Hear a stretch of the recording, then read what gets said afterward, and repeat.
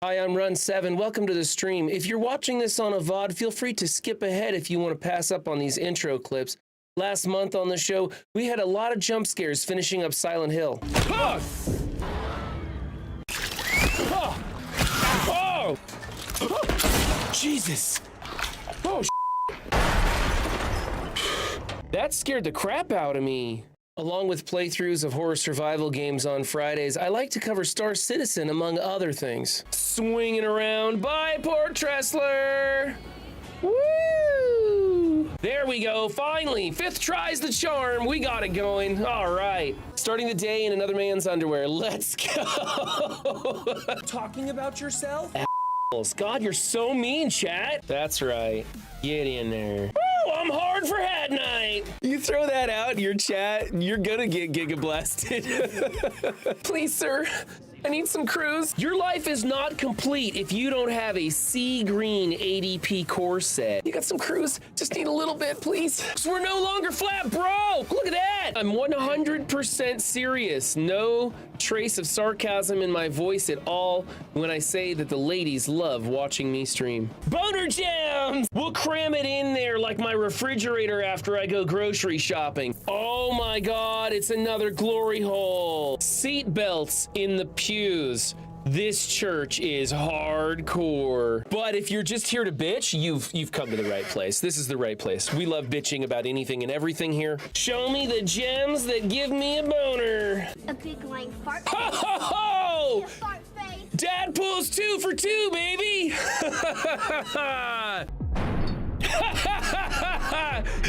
That dummy just shot himself! Oh! We're amazingly brilliant people. Don't fart around Mom. His nightly escapade. See, read between the lines. I like to be scared when I stick myself inside things. Sorry if this is your first time in my stream. We say things that are very inappropriate. That's past my level of kink. The world is a better place when we play together. 50-50 chance. Oh! Rolf Kieran with a ballsy play. I can't walk through knee-high grass. This is embarrassing. Let's go touching toilets with James. Yay, we get a gun. It's not a stream until you've doxed yourself or accidentally shown your testicles. Is that a butt? Oh, it's gonna be a fun stream today, I can tell. My sincerest apologies, but if you're still here after all of that, then I guess it's time to make some new clips.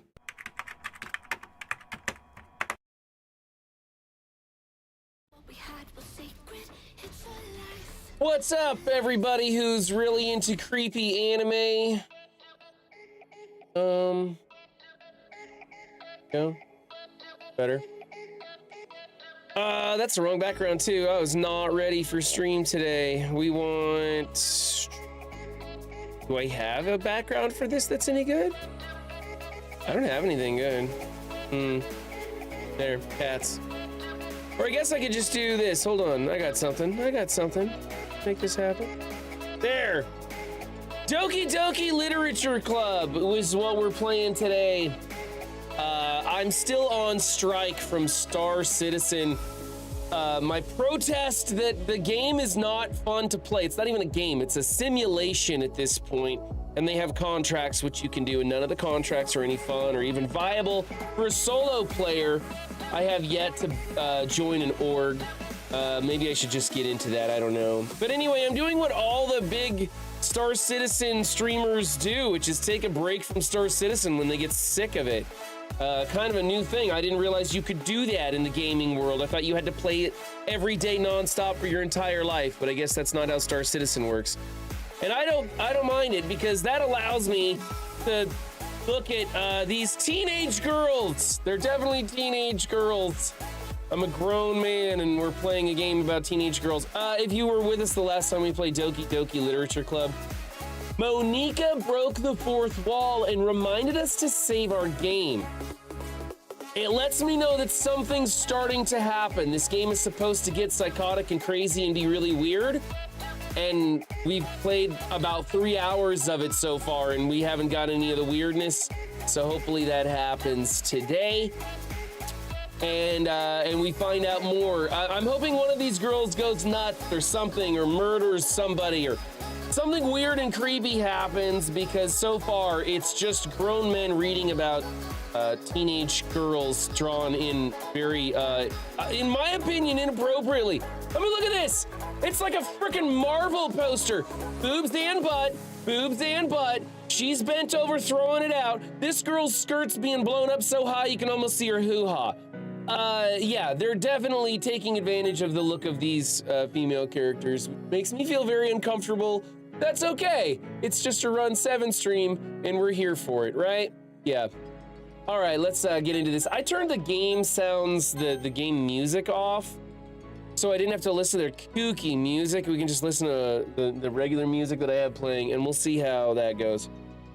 Let's see. We left the school. We're walking home with our neighbor, Sayori. I walk home with Sayori once more. Even though it's only been a few days, a lot of things have already changed.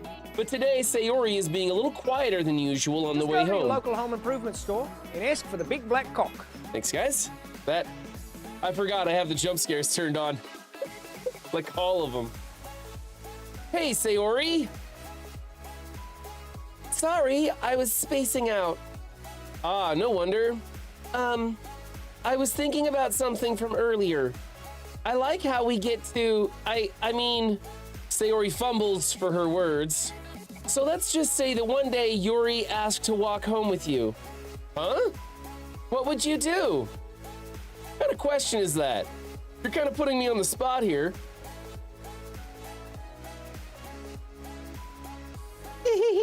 Gotta love the little giggle that they do. Well, oh my goodness! We get to choose something! Dadpool, we get to choose something! Aside from choosing a stupid poem, or even the words of the poem, not even the poem itself, we actually get to make a choice. Now, Yuri is the blue-haired girl, right? I think it's black hair, but they do like the dark blue. We're 3 hours in, I finally get to make a choice in the game. It's no longer just a read-along. I would walk home with Yuri. I think, right? That's what we gotta choose, because I don't care about Sayori. She annoys the crap out of me, and she's too young, frankly. She's too young. All these girls are too young and make me feel uncomfortable, so I am sticking with the 2 girls that at least look like they've developed breasts. I'm going with Yuri and Monika. So I'm gonna go ahead and say Yuri. Walking home with Yuri, huh? Why does the thought of that make my heart pound? Ooh. I mean, given how hard it is for her to socialize, I would feel awful turning her down. Nice save, Run 7. Isn't she so beautiful and smart? That has nothing to do with what I just said. That has a lot to do with what I just said. You admitted it. Jeez. There's not even any point in speculating something that's never going to happen. Well, maybe, but I just like to think about it. Why does she like to think about me and Yuri? That's weird. It's not long before you won't need me anymore, you know? Need you? Sayori? I can't figure out how you're seeing things in your head right now. I'm a little confused, actually, myself. Sorry. Everyone is different. Nobody in the club is a replacement for you, except for Yuri or even Monika. Pretty much. Anybody but that other little brat that's the same age. If you say so. The conversation trails off and I'm left feeling awkward. Like the entire playthrough of this game. But it was kind of her fault for trapping me with such a weird question. I can't just lie to her. But if there's something that makes her happy, I would hate to take that away from her. That's why I said there's no point in speculating. Then again, the festival is only a few days away. Who knows what will happen in that time? So there's this festival and we're all supposed to write poems about it. Okay, so we're trying to use words that will fit with Yuri. Okay? And I forget what words we found that would work well with Yuri. She's kind of an introvert, but she likes to be expressive. So, not animals and not food. Can't even decide what color to wear or either romance, happiness, or maybe raindrops. Let's try romance. You wanna try romance? Damn it, wrong one. That wasn't it. Should have gone with happiness, maybe. Suicide? Massacre? Graveyard? I wish there was like a cheat code to this. I could figure it out. Let's try suicide. There we go. Lipstick existence. Existence has got to be one of her words, right? Yes, that was it. Disaster? Clouds? Clouds could work. Effulgent. I'm just curious who Effulgent is. What's up, cleaning agent? We're trying to figure out words that go with Yuri. We're focusing in on Yuri as our target girl of Doki Doki Literature Club this morning. And Sayori asked us if we would like to walk home with Yuri, and we said yes, and Sayori wasn't upset about that for some weird reason. I don't know why, but whatever. I'm gonna click effulgent because I don't know what the word means. Actually, let's find out what effulgent means. Effulgent. Shining brightly or radiant? Okay, that's not a Yuri word. Let's go with disaster. That's okay, Clean. You don't really need to understand this game other than we're a bunch of grown men watching cartoonish pictures of teenage. Oh, we got that one right. That was a Yuri word. Spinning, blanket, fluffy, pleasure, rose, hop, Hawaii, Valentine, inferno, and holiday. I'm gonna go with inferno. That was correct. Fry, cage, together, incongruent? Incongruent. I think I know what that word means. Incongruent. I spelt wrong, but I got there. Incongruous or incompatible. Incongruent could work, but I think we should go with cry or cage or anger. Let's try cry. Damn it! That was a Yuri word, or that was a Sayori word. We need Yuri words. Scars. Bliss, lust, climax. I don't think any of those are gonna work. Let's try climax. No. I don't know. Let's try scars. Damn it! That's a Sayori word. What is wrong with her? Nibble, cute, amazing, bouncy, meager, flower, bubbles, unstable, unstable. Yeah, we got it. Special, daydream, imagination, jump, despise, anxiety. Anxiety. Prayer, unrequited, I don't, melancholy. Gotta be melancholy.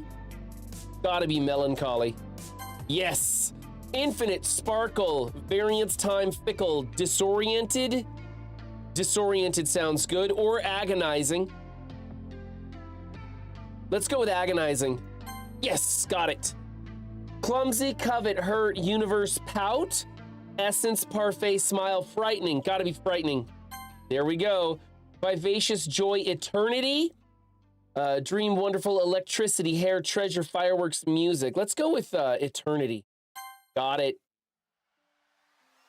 Embrace, skirt, jumpy, secretive, disarray, whisper, ocean, alone, question, unending. Secretive or disarray, I think. Let's go with secretive. Got it. Nice. We're doing good. Color, summer, tears, ambient, melody, vivid, misfortune, precious, extreme, socks. Going with misfortune. Damn it. Damn it, that was a Sayori word. At least we're staying away from Hatsuki. We don't have to listen to that whiny brat. Fear, ribbon, heart, sadness. I think it's gotta be sadness. Damn it!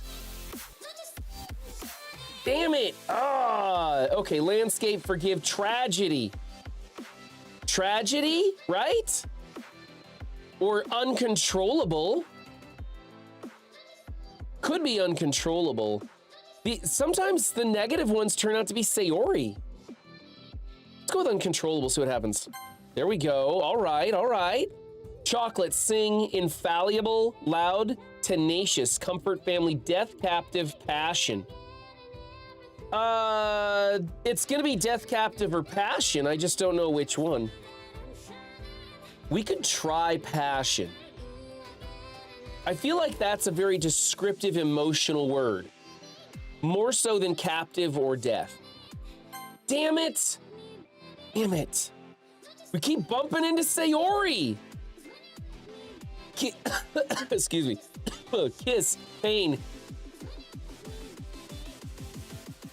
Incapable, giggle, strawberry, flying, fireflies, depression, headphones, crimson. We're going with depression. Oh my god. Oh, it keeps giving us Sayoris. I gotta understand Yuri better. I just don't understand her enough. Sticky, misery, marriage, games, cheer, uncanny, kitty, rain cloud, dark charm. We're gonna go with rain cloud. Fuck me, it was a Sayori. I think we damn near went half and half Sayori to Yuri on that one. Monica, I am the last one here again. Don't worry, I just walked in too. Sorry, I just did my voice in her voice. Were you practicing piano again? Yeah. Uh-huh. You must have a lot of determination. Starting this club and now picking up piano? Well, maybe not determination, but I guess passion. Remember that the club wouldn't be here if it wasn't for all of you. And I'm super happy that you're all willing to help out for the festival too. I can't wait for the festival. It's gonna be great. Huh? Were you complaining about it just yesterday, Natsuki? Well, yeah. I'm not talking about our part of the festival, but it's a whole day of school where we get to play and eat all kinds of delicious food. Who ordered all these ill-fitting uniforms? Right? Aren't they kind of, yeah. I would say that they fit quite well, cleaning agent. They are very form-fitting uniforms. Very inappropriate for girls of this age, but they are very form-fitting uniforms. So I don't know if that's ill-fitting or form-fitting. You sound a bit like Sayori all of a sudden. Monica, do they usually have fried squid? Squid? That's a pretty specific thing to look forward to. Oh, come on. Are you saying you don't like squid? You of all people? I didn't say I don't like it. Besides, what do you mean by you of all people? Because it's right in your name. Monica. Probably lost in translation, I think, right? There's no Monica? It, like ink? I don't know. I think that's lost in translation there. That's not how you say my name at all. Also, that joke makes no sense in translation. They added it in. Okay, is this Monica breaking the fourth wall again? And letting us know she's in on this, right? No other character. If it came from another, okay, yeah. I think that might be her breaking the fourth wall again and pointing out what we were talking about right there. And Natsuki's just freaking, she's like, huh? Never mind. Let's just focus on our own event for now, okay? Oh, she wasn't supposed to break the fourth wall right there. We're on to her. We're on to her. Says Natsuki. Fine, fine. Your reactions aren't as fun as Yuri's or Sayori's anyway. Excuse me? Where is Sayori anyways? Oh, there you are. Sayori is sitting at a desk in the corner of the room looking down at nothing. Oh, we broke her heart with that Yuri. Oh, I can't get with that Yuri comment yesterday. I walk over to her. Hey, Sayori. I wave my hand in front of her face. Huh? You're spacing out again. Sorry. Don't mind me. You can go talk to everyone else. Huh? Is everything all right? Now remember, we got a lot of words of hers in our poem, so when she reads our poem, it might bring her back to us. I don't really want that to happen. We're trying to single out Yuri. Of course. Why wouldn't it be? It just feels like you're a little off. Sorry for assuming things. Geez, you worry too much about me. He's upset they upset the girl. I'm fine, see? Sayori shows me a big smile. Don't let me distract you from having fun with everyone. She's down for Earthrism, that's what this is. That's why she was okay with the idea of me walking home with Yuri, but she's kind of spaced out now. Probably went home and played with the bean too much, now she's tired. That's gotta be what it is. Sorry, I was watching Chelsea Handler's stand-up comedy last night, and it's a lot of female masturbation. It's been on my mind. Well, all right, if you say so. I worriedly glance at Sayori before turning back toward everyone else, but the conversation is already dispersed with everyone back at their usual activities. Maybe I should ask Monika if she's noticed anything about Sayori recently. Since they've been preparing for the festival, they must be spending a lot of time together. I timidly approach Monika, who is shuffling through some papers at her desk. Run 7, what's up? Hey, this might sound a little strange, but have you noticed anything up with Sayori recently? Anything up with her? In what way do you mean? Maybe I'm reading into it a little too much, but she seems a bit downcast today. Oh, you think so? I can't say I've noticed anything about her. Monika peers across the room at Sayori, who is idly dragging a rubber eraser up and down her desk. Maybe there is something on her mind, but I'm surprised I'm not the one asking you, Run 7. You certainly know her a lot better than I do. Yeah, but she's never really like this. She's always talked to me about things that bothered her, but this time when I asked her, she was really dismissive. Sorry, I know it's not your problem. I just wanted to ask if you knew anything, so I'll drop it now.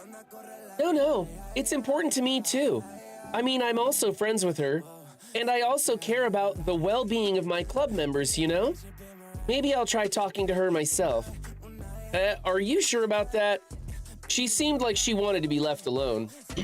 Are you sure? Maybe she just had a hard time bringing it up with a person of interest. Person of interest? What do you mean by that? I'm saying that maybe the thing on her mind is you, Run 7. Me? How on earth would you come to that conclusion? Well, I probably shouldn't say too much, but Sayori talks about you more than anything else, you know? Huh? She's been so much happier ever since you joined the club. It's like an extra light was turned on inside of her. What? No way. Sayori is always like that. She's always been full of sunshine. It's not any different now than it always has been. You're so funny, Run 7. Have you thought that maybe you've always seen her as so cheerful? Because that's just how she is when she's around you? I said too much. I'm sorry, what do I know anyway? I didn't mean to jump to conclusions, so you should just forget about what I said. I'll try to talk to her, so try not to think about it for now. All right. Monika smiles meaningfully. I know she said to forget about it, but I already know that I won't be able to get her words out of my head. Did I lose a bet? Why am I playing this? I heard that the game gets really psychotic and that one of these girls loses her mind and tries to get rid of the other girls and sabotage them and take me for myself. So I'm playing the game to see how it goes. Monika has now broken the fourth wall twice, which makes me think she's gonna lose her mind. Also, whenever we do the make a poem in between each day, I have words that affect 3 of the girls, but not Monika. So I'm thinking Monika's gonna lose her shit and try and murder the other girls or something. I don't know. I want to find out. Also, Dan's got me doing hand gestures because I watched his movie thing with him when we were doing movies, and Dan just loves to do hand gestures, so now suddenly I'm doing it. Remember when I picked this up from Taco, where I start moving my microphone around everywhere I move? I got that from Taco. Now I've got this from Dan. And I think I get my chair wiggles from Cleaning Agent. Cleaning Agent likes to move around in his chair. What can I say? I absorb other people's actions like a sponge. All right, but I already know that I won't be able to get her words out of my head. Monica stands up from her desk and walks across the room to where Sayori is sitting. I watch her kneel down next to Sayori and gently talk to her. Really, he just felt like talking in higher voices to mirror what he hears in his head. That alone is scary. Anyone commit seppuku yet? No, no one's committed seppuku. The voices in my head sound like me. To be honest, the voices in my head, they all sound like me. It's like just me in different emotional states yelling at me for being incompetent. Fix your game, Chris! That's kind of what my head sounds like, except it's more like, fix your shit, Run 7. That's what I hear. Multiple versions of me in different emotional states yelling at me for my failures. I watch her kneel down next to Sayori and gently talk to her, but she's keeping her voice so quiet that I can't hear her from here. I sigh and sit myself down. I know Sayori told me not to worry about her and to have fun with everyone else, but that's impossible to do when she's behaving like this. Exactly how much do I care about her that I'm letting this weigh me down so much? Now it feels like I'm, whoops. Excuse me. Now it feels like I'm the one behaving out of the ordinary, but there's nothing I can do besides wait for Monica. Why does it feel like I'm being watched? I glance around the room. Suddenly I notice Yuri peering at me from over her book, but she looks away just as quickly with a flustered look on her face. I realize that she won't get anywhere like this. I've never really seen Yuri approach anyone to start a conversation on her own accord, so I have no choice but to approach her myself. By now, it's a little easier for me to do that. I stand up from my desk and sit in one next to her own. I didn't mean to bother you or anything. Relax, you didn't even do anything. But I could tell you wanted to be alone with your thoughts. Alone with my thoughts? How are you even able to tell that I was thinking like that? Well, it's something that I do a lot, so it wasn't hard for me to spot based on your posture and expression. Not that I was staring or anything. I didn't do anything creepy like that. In any case, I guess you were right. I'm sorry if I caused you any concern. And by the way, Yuri, you can creep on me all you want. Don't apologize. Your troubles are only the concern of those who willingly share in that concern. Of course, there are certainly those who find the most comfort in keeping to themselves. But if you would prefer to share what's on your mind, then I would be glad to listen. It's really not that big of a deal. I was just feeling a bit uneasy about Sayori. Sayori? Yeah, she seems a little off today, but when I asked her about it, she didn't want to admit it to me. So I can't help but wonder if something happened to her. Oh, that's quite romantic. Eh? Sorry, I didn't mean to say something stupid. It's not that. I just didn't want you to misunderstand. Sayori and I have just been friends for a long time, that's all. Just friends, Yuri. The door's wide open for you, sweetheart. I see. Then perhaps it's unusual for her to be dismissive to you about her feelings. Or maybe I'm just reading into it a little too much. Or maybe it's a freaking literature club and a lot of the girls are just annoying and need to, like, move on. Maybe you'll be the one losing your mind in the game. I already feel like I'm losing my mind, really. Run 7. The world is full of meaningful, often hidden deep. The world is full of meaning, often hidden deep beneath plain sight. And there are many untold mysteries behind every person, no matter how well you may know them. So you think that there might be something behind it after all? I think that Sayori is a very complex person. Her mannerisms on the outside don't always match what may be going on inside her head. And she may not always know what she wants. I noticed her strange behavior today, too. and I also feel some concern for her myself. But in your case, it looked like she was fully occupying your thoughts, wasn't she? It's weird, like, because I watched two things last night before going to bed. I watched, what was it called? Hold on, I need to go back because I told the guys about it. I watched The Wonderful Story of Henry Sugar, which was about meditation. It was a very long 39-minute movie about meditation, and I thought it was incredible. But it was about focusing your thoughts on something or someone.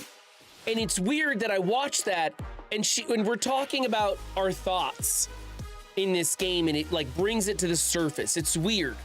Maybe the simulation that we live in is pushing me towards these ideas by combining several things.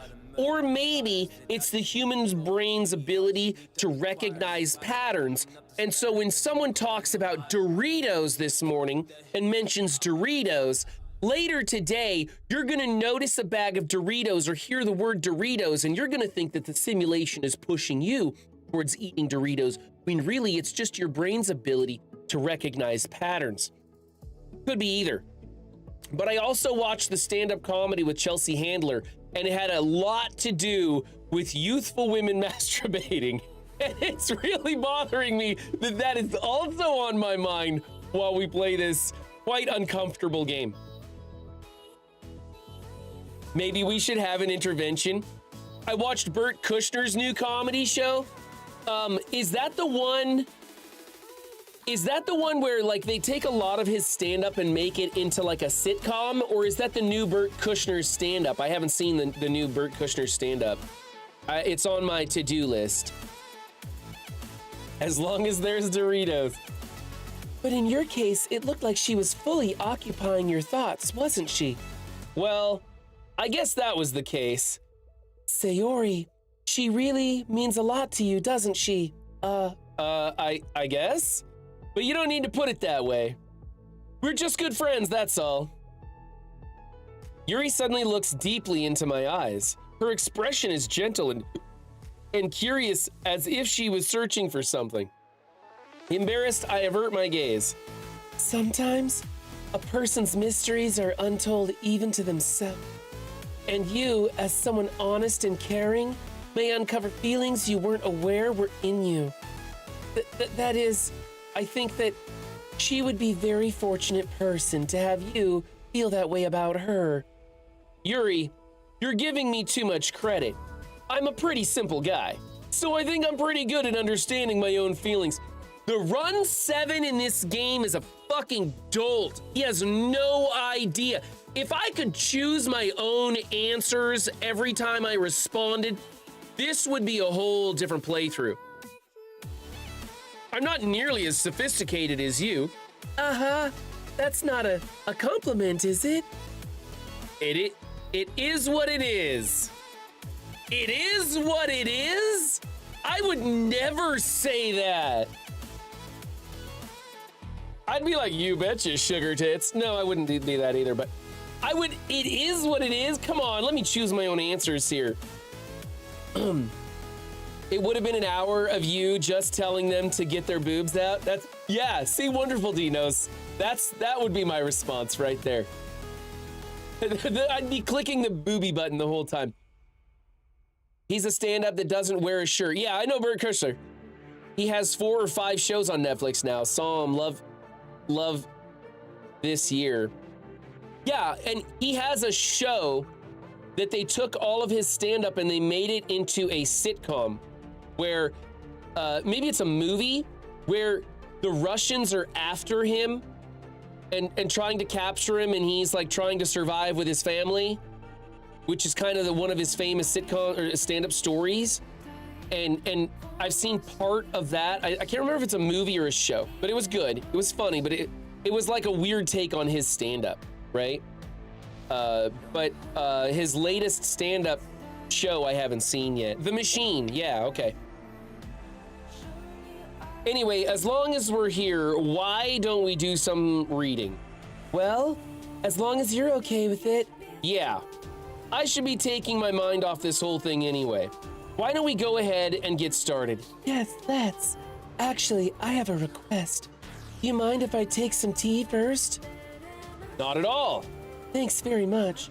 If there's one thing that can make my reading time here any better, it's a nice cup of... Not to mention yourself as well. Wink, wink. Oh, yeah, she's coming on hard now. Yuri stands up and makes her way to the closet. I follow and watch as she retrieves a small water pitcher from the shelf, the kind with a filter inside. Can you hold this for a second? Sure. Yuri hands me the water pitcher and also fetches an electric kettle. I'm going to plug this in at the teacher's desk, and then we'll get to some water. I'm really reading into the words that she's saying. She walks past me and sets the kettle down on the teacher's desk. I simply watch her movements. Is anybody else picturing her getting the tea kettle from the bottom shelf and bending way over to set it on the teacher's desk? That's just how, like, they're not showing those visuals, they're just putting those words out there, and that's what's happening in my mind. Am I the most perverted person ever, or is that what this game is supposed to be doing? How much of the game have I missed? Have you hit chapter 2? I don't think I've hit chapter 2. We're on like day 3 or 4. He might have made it, but a few of us were questioning his sanity and have held him up a bit. Sorry, we care. I simply watch her movements like a creepy old man. To my surprise, the way she moves really contrasts her speaking and mannerisms. It's seductive and overly rambunctious, I don't know. Especially because of her long legs. Yuri appears elegant and methodical. Her long legs. Right? I'm not. Right? The game's positioning me to be a perv. It is, right? That's not just me. I'm not just perverted. The game's positioning me to be perverted. Okay, may I have the water pitcher? Thanks, I'll be right back. I might as well walk with you. Yeah, why not? Shall we go then? Yeah. Where are you two off to? Huh? Yuri was going to make some tea, so I suddenly realized how weird it sounds to explain this to Monika. We're just filling the water pitcher. Okay. Sorry, I was just a bit curious. That's kind of a one-person job, isn't it? Monika, please mind your own business for once. Or do you want to tell me there's something wrong with helping run 7 in club activities? Oh, these bitches are getting catty. All right, it's starting to heat up. Uh-huh. I don't like, there's all these like just dashes and dots. I don't know what sounds to make. My mouth gapes. I suppose there's nothing wrong with that. Then let's go, Run 7. Yuri quickly exits the room and I follow. Oh, we're in the hallway now. Once in the hallway, she suddenly puts her forehead against the wall. I spoke without thinking. How could I say something like that? Yuri? I just... Something about the way she said that. It made me feel so irritated. What's wrong with me? No, Yuri. I think you did the right thing. I wasn't expecting it, but it's also not right for Monika to judge people like that. And 7, how come even when I do something bad, you're being nice to me? Because I know you're not into spankings. Nothing that you do is bad as you make it seem in your head. Nobody's perfect. We have emotions and we can't always hide them away, but you always amplify things in your head. Your mind turns a light rain shower into a hurricane. Ah.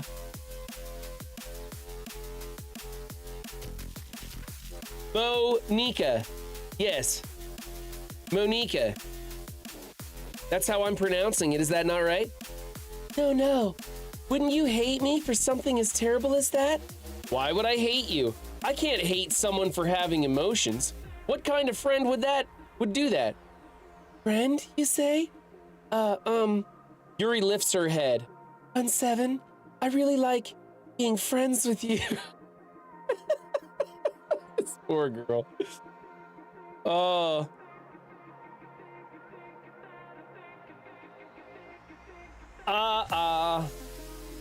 Thanks, Yuri.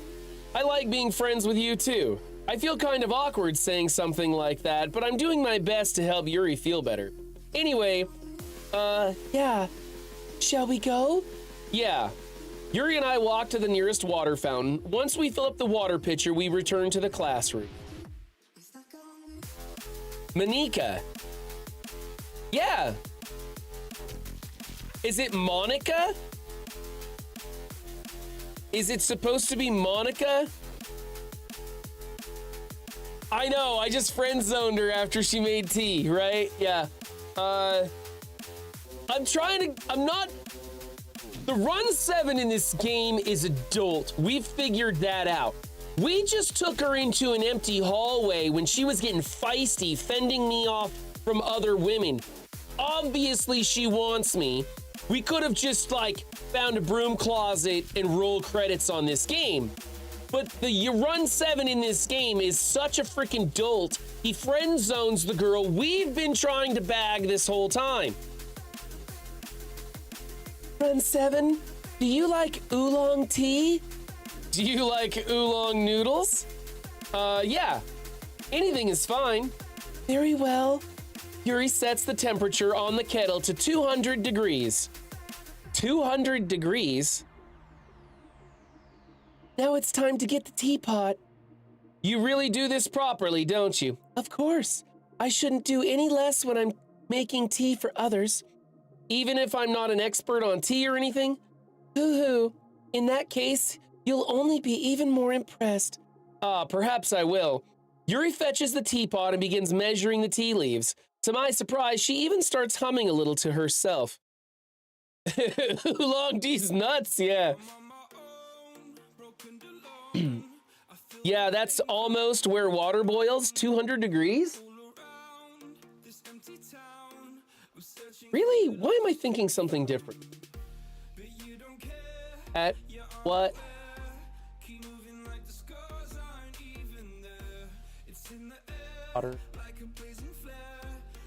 212 degrees Fahrenheit? Oh, 100 degrees Celsius. I'm thinking Celsius.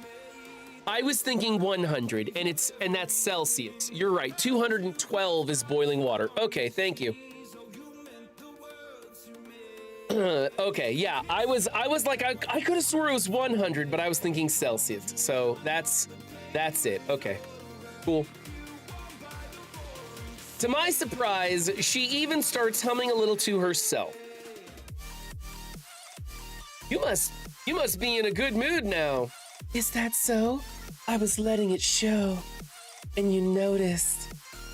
I was doing a bit of thinking, and I decided that I would try expressing myself a little bit more. Oh, I gotta get a little bit more expressive with my vocalization of her words then. It turns out it's not very hard for me to do. When it's you who's around anyway. That's great, Yuri. Just don't push yourself too much. That's the perfect response. You're always worrying about me, Run 7. It's very endearing. Yuri wasn't kidding. I don't even know if I can keep up with this. I watch Yuri pour a cup of tea for each of us. Run 7, I have another request.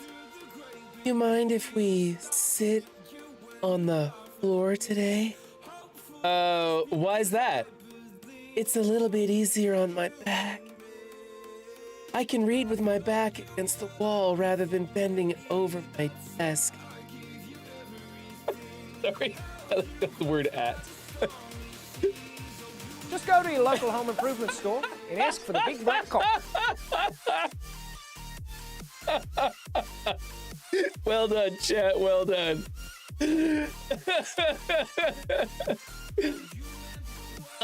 Sorry, I didn't realize. No worries.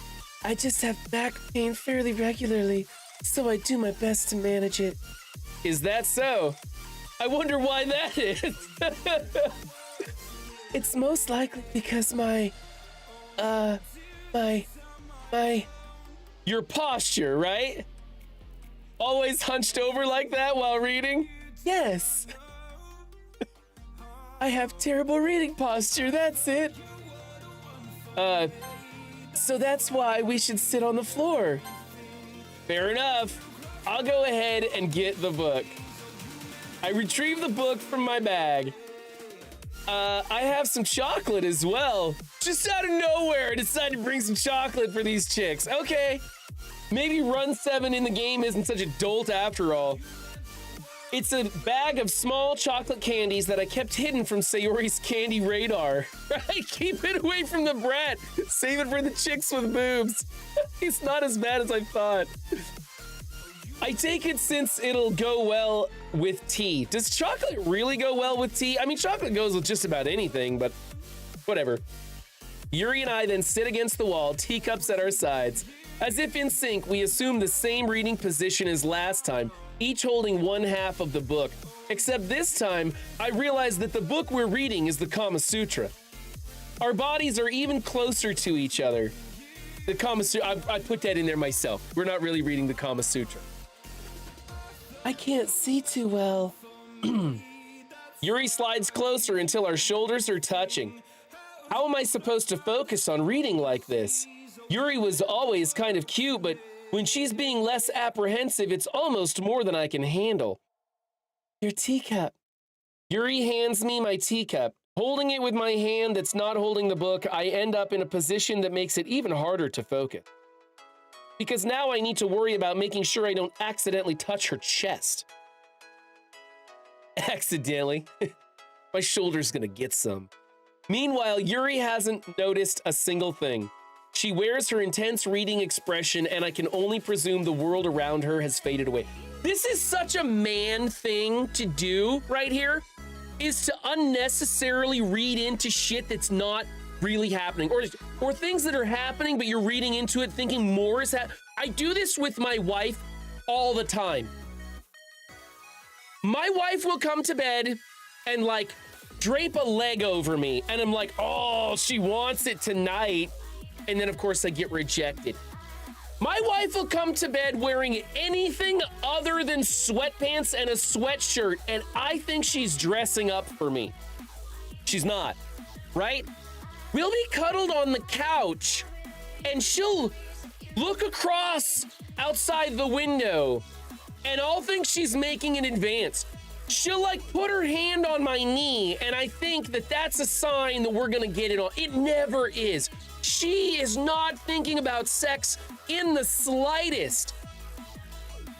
And then when she actually does something to try and initiate, I don't pick up on it because she's playing hard to get.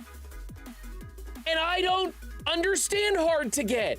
Hard to get means I have to work for it. That's a no. That's a no. Why do women play hard to, I don't know. That's my wife's thing. She plays hard to get to like tee me up. Usually it just frustrates me and then I want to go eat chocolate. But I read into shit that doesn't happen all the time. And apparently Run 7 in game is reading into this. But is Yuri actually like coming on to me? Does she know she's doing it? Or am I, the real Run 7, reading into it? I don't know. She'll inhale and I think she wants me. Yeah. All right. She wears her intense reading expression, and I can only presume the world around her has faded away. Okay, she's not into me. She's into the book. I was reading into it as usual. As men, we have to just guess, and we mostly guess wrong. Well, here's the thing, Wonderful D.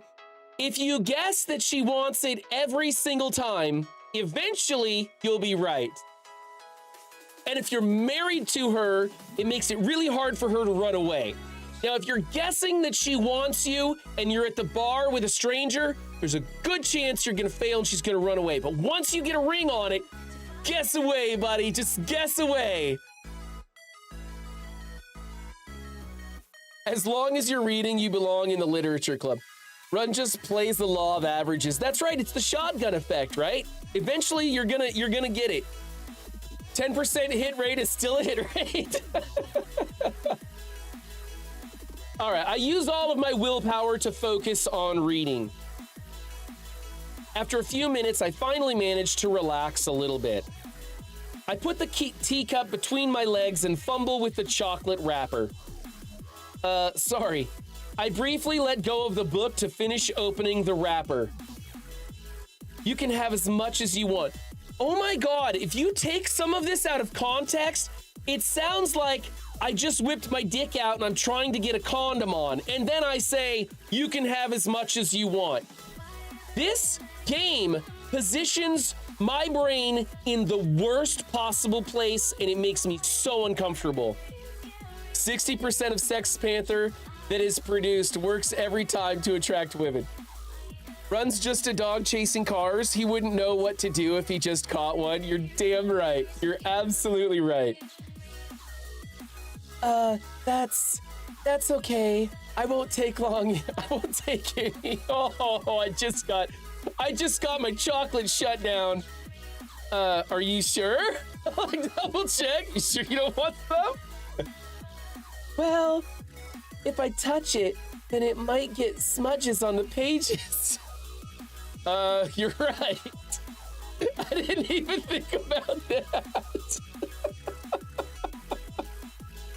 This is so terrible.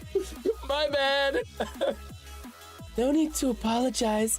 I'll hold the book, okay? Are you sure? Of course. Yuri opens the book with both hands. She holds it so that I don't have any harder of a time reading from it. But as a result, her left arm is practically resting on top of my leg. Well, in that case, Yuri is already totally focused on reading again. I take a chocolate candy and pop it into my mouth. Then I take another chocolate and hold it up to Yuri. She doesn't even look away from the book. She simply parts her lips as if this situation was completely natural. It's getting fucking hot in here. Holy shit, I gotta turn off the heater. Woo! It is cooking up in this studio, let me tell you. She's taking chocolate off my fingers. Holy crap, folks. This is getting intense now. I don't know. I might have to up the rating for this stream, everybody. You might have to refresh and check the box that says, this is some intense shit in here. Woo! But that means I can't stop here. I apprehensively place the chocolate in her mouth. Just like that, Yuri closes her lips over it. Eh? Yuri's expression suddenly breaks. Did I just... Yuri looks at me like she needs to confirm what just happened. That's right, bitch. You put it in your mouth. Round 7. Sorry. I guess I shouldn't have done that. Well, you were just helping. That's something that friends do, right? I mean, not really in this kind of context, but yeah. That's all it was. Just go to Friends. your local home improvement store and ask for the big black cock. Yeah. Then you don't need to stop or anything.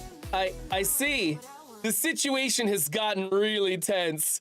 I'm gonna feed this bitch chocolate till the bag runs dry.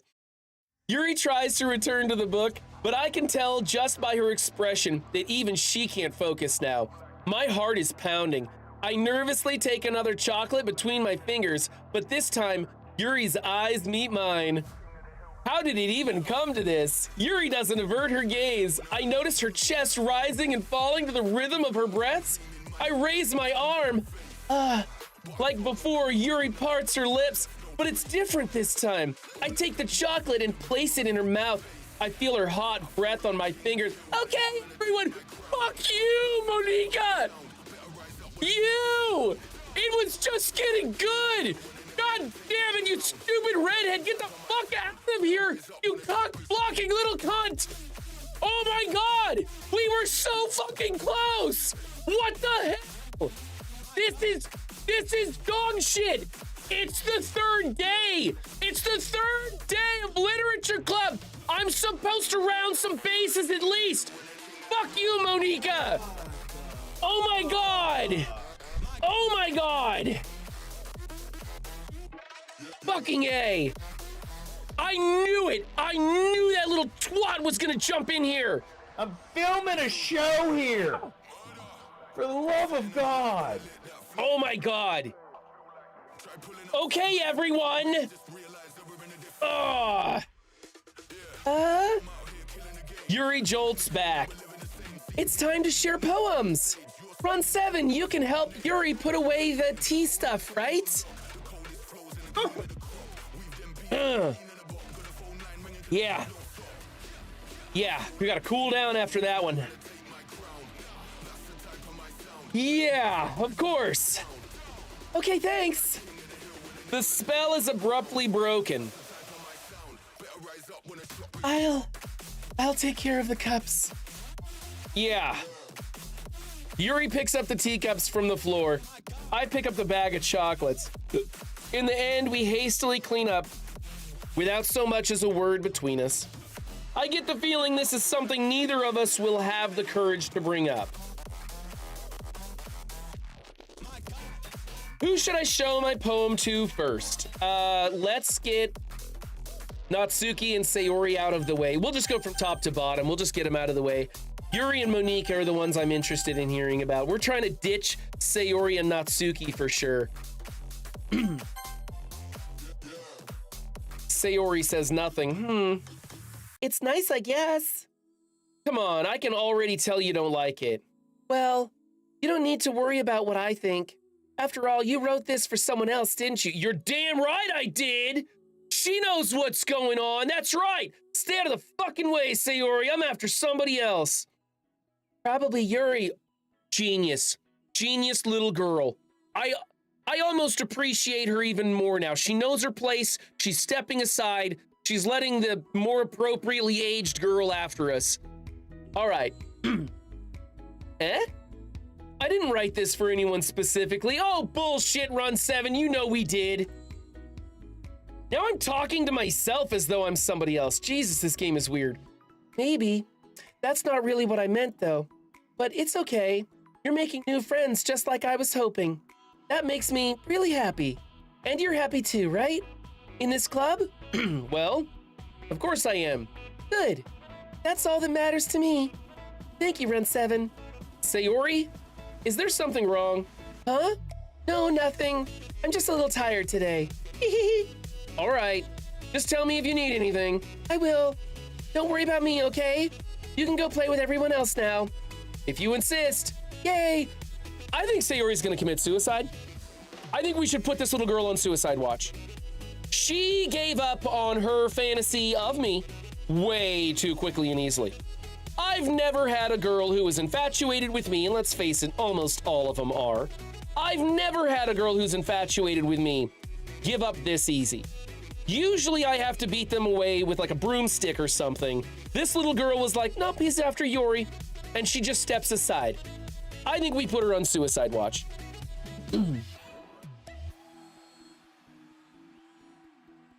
All right, what's with all the clips? Do I need this? Do we, what is this? Is this me losing my shit? I take the chocolate and place it in her mouth. I feel her hot breath on my fingers. Okay, everyone, fuck you, Monika! You! It was just getting good! God damn it, you stupid redhead! Get the fuck out of here, you cock-blocking little cunt! Oh my god! We were so fucking close! What the hell? This is dog shit! It's the third day! It's the third day of Literature Club! I'm supposed to round some bases at least! Wow. Fuck you, Mo- I was yelling so loudly that the microphone was completely cutting out. The compressor couldn't even hold my voice down. Holy crap. I was a little invested in that, Clean. I was definitely a little invested in that story. It was getting good. All right. I'm gonna go home a little bit early today. Oh, she's definitely on suicide watch. Guys, I think she's gonna kill herself. I'll feel pretty bad about it too, because she was a trooper, right? She was clearly infatuated with us, and she's not into it anymore. She's just gonna step aside, which is great, but she's gonna go kill herself, and I'm gonna feel pretty bad about that. Sayori? Tell Monica I wasn't feeling well, okay? I'll see you tomorrow. Before I can say anything else, Sayori cheerfully walks out of the classroom humming to herself. She's definitely... Okay, Natsuki, here we go. Meh. I guess you really haven't learned anything after all. Honestly, I don't know why I got my hopes up in the first place. What? I didn't think this one was that bad. What did I do wrong? Poems don't need to be all deep sounding to express something. It's going to just sound like you're focusing it unless you really don't suck at it. Honestly, don't bother trying to write poems like this until you're on Yuri's level. Natsuki stops short all of a sudden. Don't tell me. Huh? You're not just trying to impress Yuri, are you? Yeah, that's exactly what we're doing. Oh, gold star for the little brat. What are you talking about? And keep your voice down. Oh, bitch, keep your voice down. You know, Yuri would love this kind of angsty.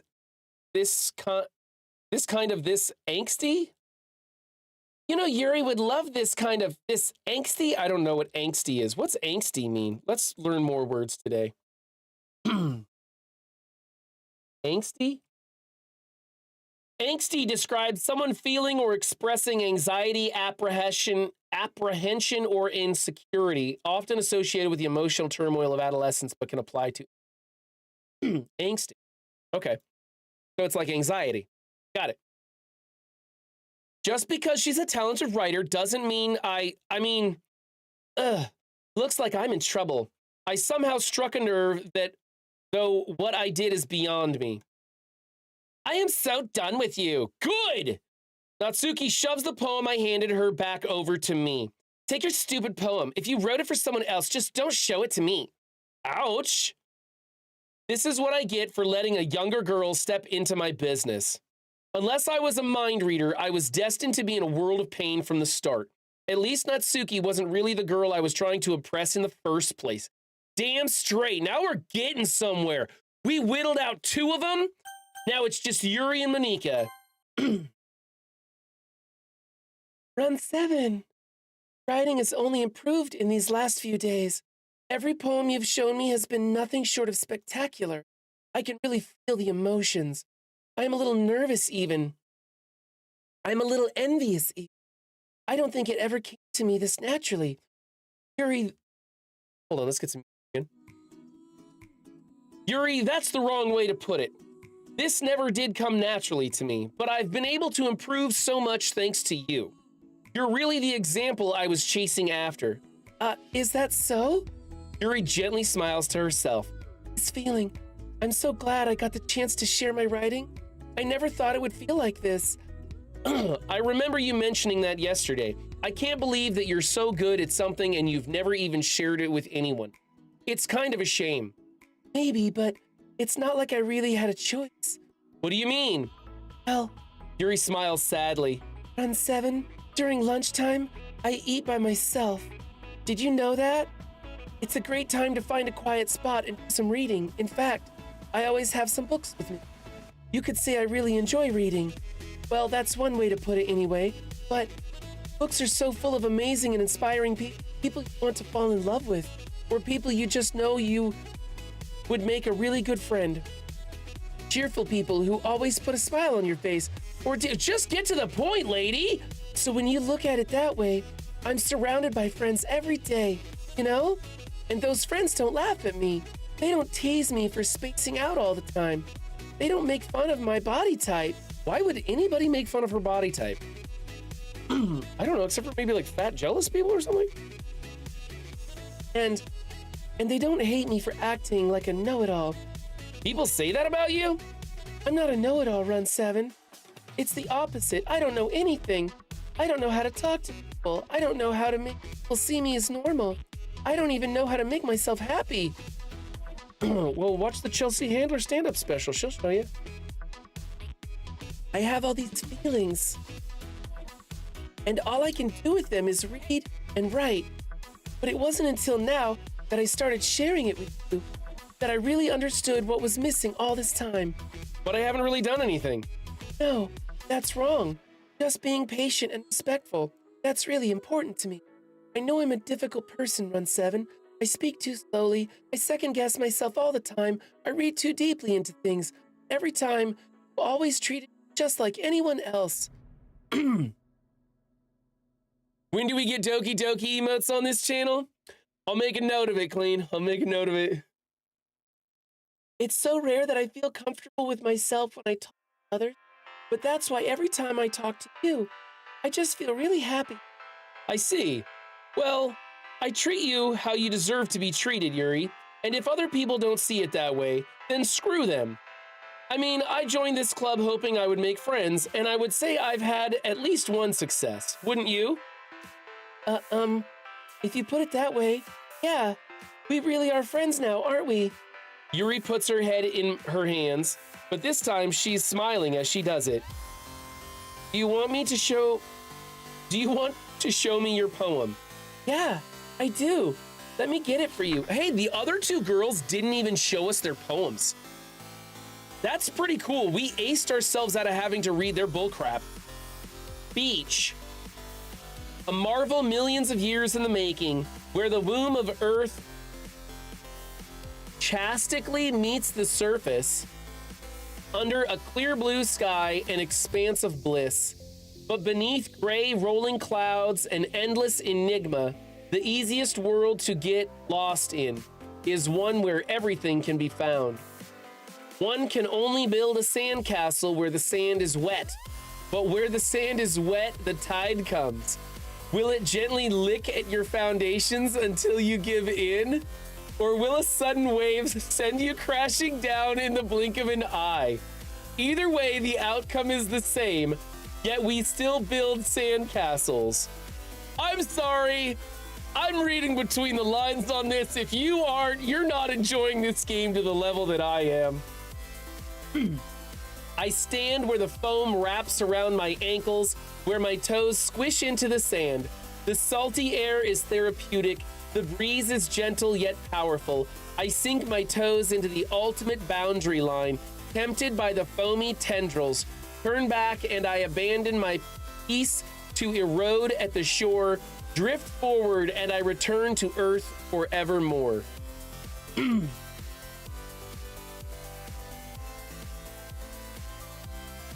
I'm aware that the beach is kind of an inane thing to write about, but I did my best to take a metaphorical approach to it. You say that like you didn't even want to write about it. Oh, you haven't heard? After yesterday, Natsuki and I, well, it was amusing that we wrote about something similar in such different ways. So Natsuki wanted us to write about the same topic as each other again. I see. Natsuki didn't even let me read her poem, so I don't have much to contribute. I suppose to better compare the differences in our writing styles or thought processes. Anyway, it was her idea. Knowing her, it's no surprise that she'd want to do something like that. She probably just wants to show off. It's not like I have a particular interest in her writing style. I just went with her request. But, well, I suppose it's not so bad to write about something simple on occasion. It can be refreshing, you know? It's good for me to calm my thoughts once in a while. Yeah, I think I agree. Thanks for sharing. Can we be done? Let's move on. Good, Monica. Or Monica. Whatever. Is it Monica or Monica? I thought if it was a C, I would say Monica, but I think it's Monica. I'm gonna go with Monica. Hi, Run 7.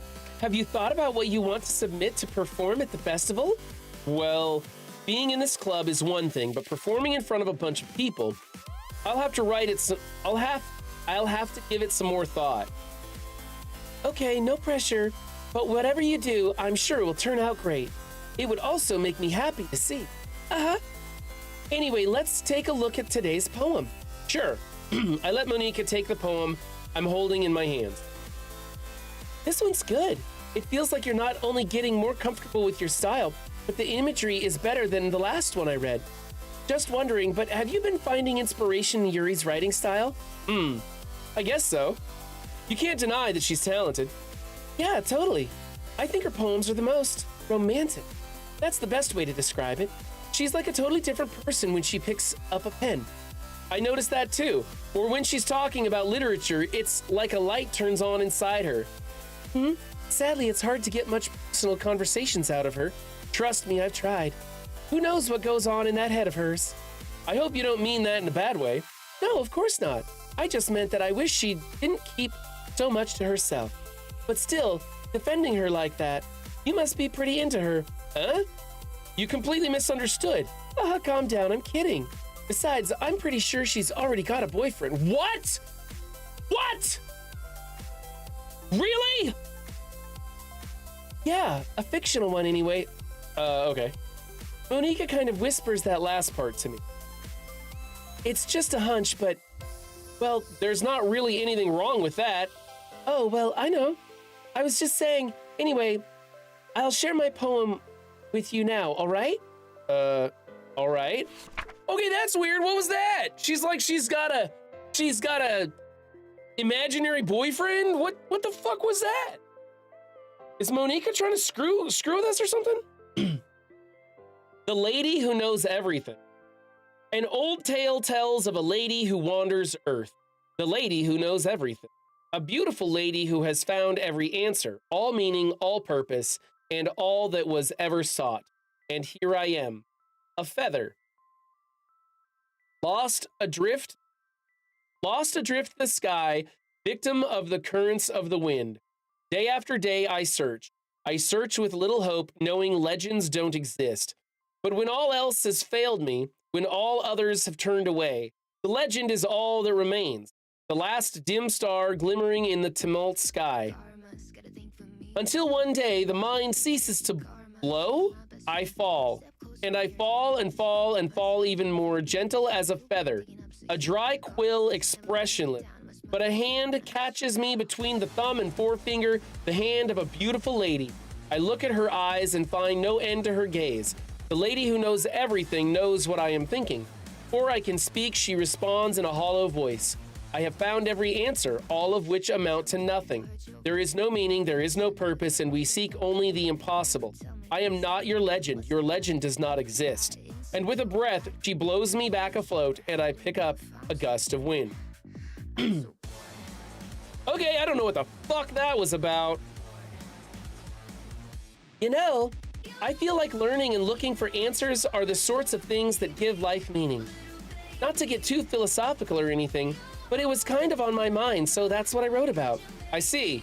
I never really put much thought into it. In a way, it's almost paradoxical. Because if we had all the answers, wouldn't the world start to lose its meaning? You know, there's one thing I noticed. It seems like everyone in the club prefers writing about things that are more sad than happy. You're surprised? I mean, if everything was okay, we wouldn't really have anything to write about, would we? Humans aren't two-dimensional creatures. I think you'd know that better than anyone. You mean one-dimensional? Yeah, that. Anyway, here's Monica's writing tip of the day. Are you ever too shy to share your writing because you're afraid it's not that good? It can be really disheartening to get a lukewarm response to something you put so much into. But if you find other people who enjoy writing, then sharing becomes a lot easier. Because instead of just telling you that your writing is good or okay or bad, they'll want to focus more on everything that went into it and the things you can work on. It's much more encouraging that way, and it will make you want to continue improving. It's almost like having your own little literature club, don't you think? That's my advice for today. Okay, did you catch that one-dimensional, two-dimensional bit? Where she made the mistake of saying, humans aren't two-dimensional? And I said, one-dimensional, right? And she's like, yeah, that. What's with the two-dimensional? I think she's thinking two-dimensional, three-dimensional. Maybe, I don't know. Yeah, not what I wanted. All right, Thanks for listening. okay, you three, we're all done sharing poems, right? Why don't we start figuring out... Hold on a second. Is it just me, or did you say something strange just now? Huh? Something did sound a bit unusual. That's right. You deviated from your usual catchphrase when addressing the club. Catchphrase? I don't have a catchphrase. Jeez, why is the mood so weird today? Look, even Yuri's immune to it. Huh? Stagnating air is common foreshadowing that something terrible is about to happen. In your books, maybe. Look, the only thing different is that Sayori isn't here. Huh? It seems you're right. Sigh. Sayori always helps lighten the mood a little bit, doesn't she? It's almost like everyone's balance is thrown off a little when she's not around. Where the heck did she run off to anyway? I thought she just went to pee. Natsuki, please show some decency. Oh, come on. She actually wasn't feeling too well and went home early. Is that so? I hope she's all right. Seriously? Of all times to not go home with her, you pick the time she's not feeling well? So much for you two being all lovey-dovey. Oh, no. First of all, stop misunderstanding my friendship with Sayori. And second, she's kind of been avoiding me today, so I didn't want to force it. Ooh? That curious expression coming from Yuri of all people? Huh? Calm down, guys. I talked to her earlier and everything is fine. What did she say? Anyway, we need to figure out the rest of the festival preparations, so let's decide what everyone will be doing this weekend. I already know what I'm doing. That's right. Natsuki will be making cupcakes, but we might need a lot of them and different flavors. Can you handle that all by yourself, Natsuki? Challenge accepted. And as for myself, I'm going to be printing and assembling all the poetry pamphlets. Sayori will be helping me design them. And as for Yuri, you can, guys, can you help me come up with something for Yuri? I'm useless. No, that's not it at all. You're the most talented person here, you know? Now Natsuki's pouting too. Even I can tell now. I guess I never gave Sayori enough credit, but I can tell things are even harder on you when she's not around. That may be the case, but if I can't also be a leader on my own, then I won't grow as a person. So, Yuri, you have beautiful handwriting, you know? So you should make some banners and decorations to help the atmosphere. Atmosphere? About that, I love atmosphere. Yuri's expression suddenly changes as she stares at her desk in focus and starts nodding to herself. Your mind is already racing, I see. That's great. You'll be a wonderful help, Yuri. But anyway, that just leaves you, Run 7. The one who is truly useless. Don't say that.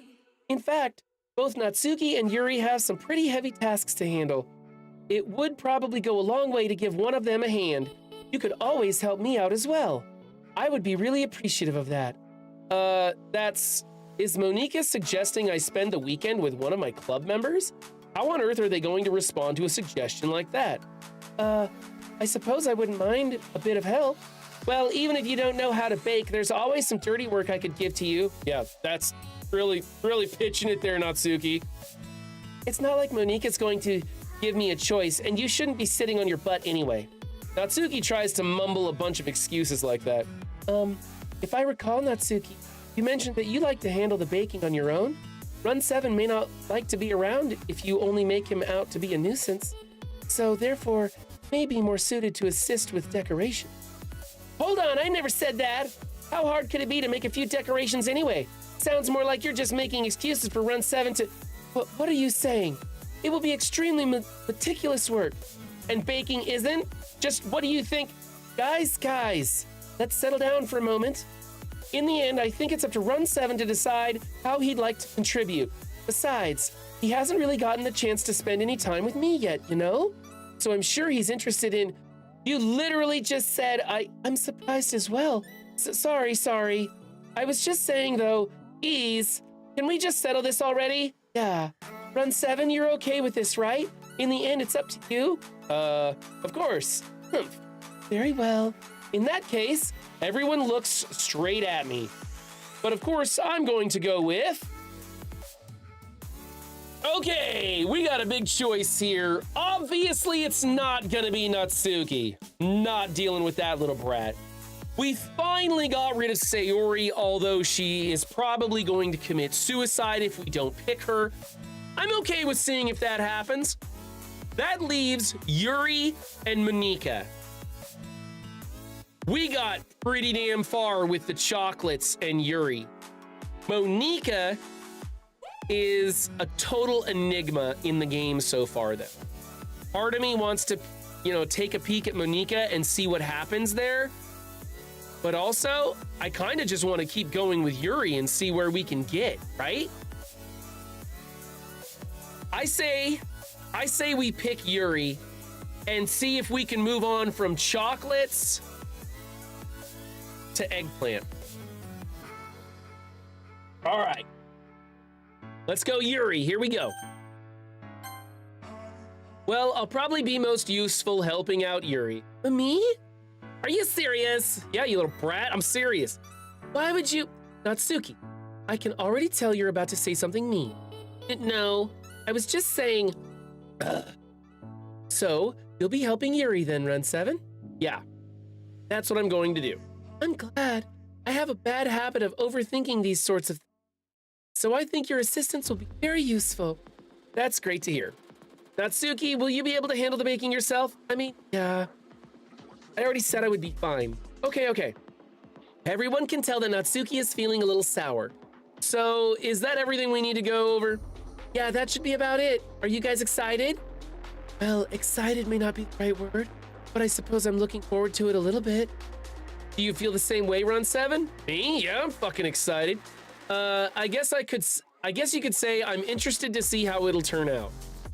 That's good enough for me. What about you, Natsuki? Just go to your local home improvement store and ask for the big black cock. Natsuki, what? Why is everyone yelling at me? I didn't even do anything. Oh, that's not what I meant at all. Yuri anxiously glances between everyone in the room.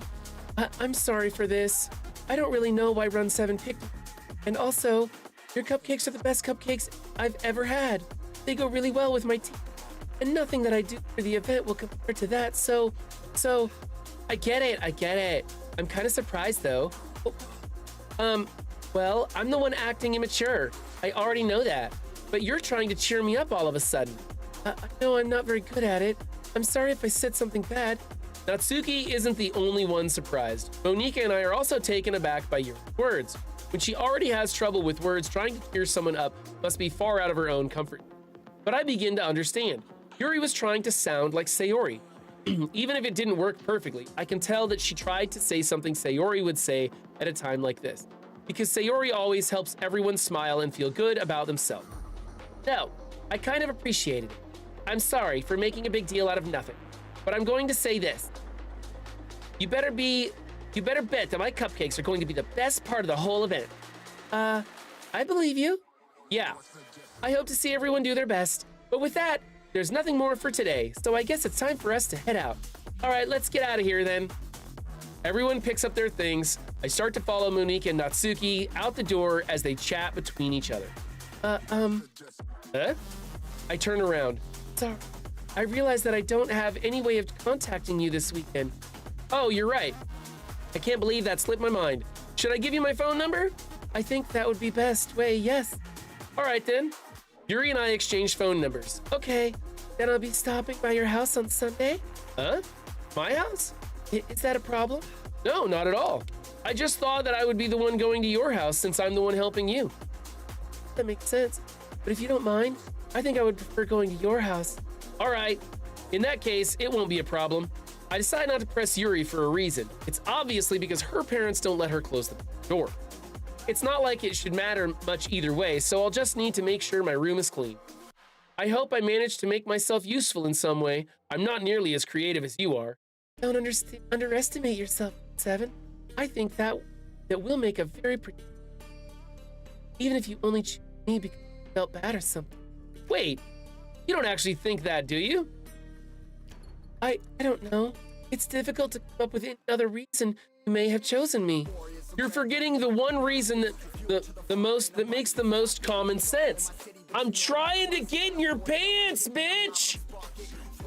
I chose to help you because that's what I want to do. But Yuri thinks to herself with an extremely tense expression. Yuri, you're overthinking this. You wanted me to point out when you're overthinking, right? Huh? I didn't realize. I'm telling you, I want to. That's all there is to it.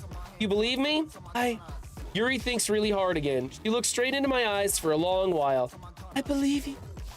As if it took her tremendous effort, Yuri finally says that and relaxes her expression. And I'm really looking forward to... Son. Yeah, I am too. After that exchange, I make my way to the door and Yuri follows. I can't believe this.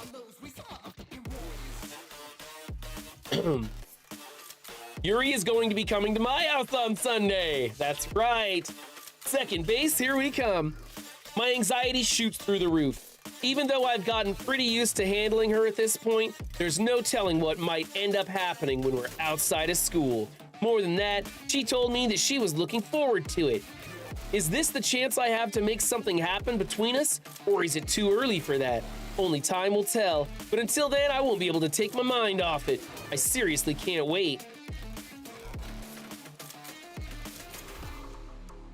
It's already Sunday. I've been getting increasingly anxious about Yuri's upcoming visit. I keep telling myself there's no reason to be nervous, but it doesn't help much. Yuri is clearly an introvert and also an intimate person in general. There's no doubt that she'll open up a bit when it's just the two of us. Meanwhile, we've even been texting occasionally. She was extremely apprehensive at first, but it wasn't long before I was already learning more about her. But putting Yuri aside, I haven't heard a thing from Sayori since she left the club early the other day. It's not like we text each other all the time or anything, but I've been wondering about her in the back of my mind. Between what Sayori said and what Monika said, is it really okay for me to put Sayori's feelings aside when she might need me? I decide to visit Sayori. We're taking steps backwards here, Run 7. Let the little girl hang herself. Who cares? You don't want to walk in on her dangling from the ceiling. Come on. It's Sunday. This is our big date with Yuri. Let's not do the Sayori thing, man. This is gonna suck. I decide to visit Sayori before Yuri comes over. Rather than asking, I simply tell her I'm coming over, much like we've done in the past. Once I reach Sayori's house, I knock on the door before entering it myself. Again, we used to play so often that we've made it a habit of simply entering each other's houses like we were family. The house is quiet. Sayori isn't anywhere on the first floor, so I assume she's up in her room. It's already strange of her not to run down and greet me. I head up to her bedroom where I finally find her. Sayori? Ah, damn it! Damn it, I was really hoping for a noose. I was really hoping this game would just go super fucking dark and we walk in there and she's just all... That would have been fantastic. Hi, Run 7. I sit down in her room. Sayori forces a smile, but it's easy to tell she's different. There's a minute of silence between us. You haven't come over like this in a long time, have you? I guess you're right. It has been a long time. Not much has really changed, has it? Sayori's room is as messy as it's always been. I recognize the same stuffed animals and wall decorations that she's had for years now. If you come over more often, it wouldn't be such a mess. That's because I end up cleaning it for you. How come you suddenly wanted to come over today? Aren't you supposed to see Yuri today? Yeah, but wait, how did you know that? Sayori had already left by the time we decided that last meeting. Monika told me. It's only natural for her to keep me informed about the festival preparations, right? That's true. But what about you? Aren't you going to be helping Monika today? Of course, but I'm just helping her online. We didn't plan to meet up or anything. So it's just me and Yuri then. Yep. There's more silence between us. Sayori stares in a random direction. Everything about her behavior is really uncharacteristic. I finally get to the point. I just wanted to see how you were doing. After you left on Friday, when something's wrong, you can't hide it from me. I know you too well. So, Sayori smiles, shaking her head. That's no good, Run 7. Huh? Why can't it just be like it's always been? This is all my fault. If I didn't get so weak and accidentally express my feelings, if I didn't make that stupid mistake, then you wouldn't have been worried about me at all. You wouldn't have come here. You wouldn't have even been thinking about me right now. But this is just my punishment, isn't it? I'm getting punished for being so selfish. I think that's why the world decided to have you come over today. It just wants to torture me. Sayori? I grabbed Sayori by the shoulders. What on earth are you saying? Are you listening to yourself right now? I know something happened to you. There's no other explanation for you to be like this. So tell me already. Until I know, I won't be able to stop thinking about it. Sayori gives me an empty smile. You really put me in a trap, Run 7. But you're wrong. Nothing happened to me. I've always been like this. You're just seeing it for the first time. Seeing what? What are you talking about, Sayori? You're really just going to make me say it, aren't you, Run 7? I guess I have no choice this time. The thing is, I've had really bad depression my whole life. You know that? Why do you think I'm late to school every day? Because most days I can't even find a reason to get out of bed. What reason is there to do anything when I fully know how worthless I am? Whoa, this took a turn. Why go to school? Why eat? Why make friends? Why make other people put their energy and caring to waste by having them spend it on me? Okay, she just went crazy, bitch, because she didn't give me. I've had this happen, IRL, right? A woman flirts with you hardcore and you don't like return the gesture. You're just not into her. Nothing wrong with her, but you're just not having it. And then suddenly she gets depressed and all introverted and she gets all psycho and call for help. And hey, I'm going to commit suicide because you won't flirt with me. That's what's happening here. Sayori is emotionally manipulating us into her vagina. That's what she's trying to do. Don't fall for it, Run 7. Besides, 16 will get you 20. Why make other people put their energy and care, put their energy and caring to waste by having them spend it on me? That's what it feels like. And that's why I just want to make everyone happy without anyone worrying about me. I'm in shock. I can't even figure out how to respond. How is it possible that Sayori kept this from me the entire time that I've known her? Did she really want so badly for me just not to think about her? Why, Sayori? Why is it that you've never told me about this? It almost feels like I've been betrayed as your close friend. Because if I knew, I would have done everything I could to support you. Even if there's only so much that I could do. I would have tried a little bit harder to make every day a little better for you. That's why I'm your friend. All you had to do was tell me. I don't understand at all, Run 7. Why do you think I didn't tell you? Because if I told you, then you would have to waste effort caring about me instead of doing important things. Right? She's still doing it. She's still trying to manipulate us. It's reverse psychology making us feel bad for her. That's what it is.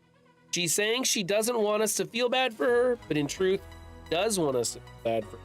Because that's how she's going to get her hooks to us and push Yuri out of our life. We can't give in! We cannot give in to this! I don't want to be cared about. It's bittersweet when people try to care about me. Oh, this is her kink. See? She wants to be like ordered around and bossed around and told what to do. She wants to make me happy. She wants to be my slave. That's her kink. That's what it is. That's it.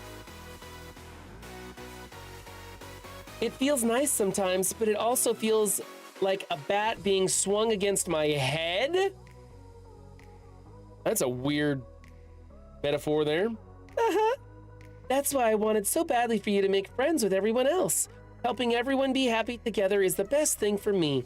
But then I discovered something else too. Seeing you make friends and get closer with everyone in that club, it feels like a spear going through my poor little heart. So that's why I decided the world just wants to torture me. Every path leads to nothing but hurt. You're right that I don't understand. I don't understand your feelings at all, Sayori, but I don't need to understand. Whatever it takes for me to help you stop hurting, that's what I'll do. No, Run 7, there's nothing at all. The only thing that could have helped is if everything could be like it always was.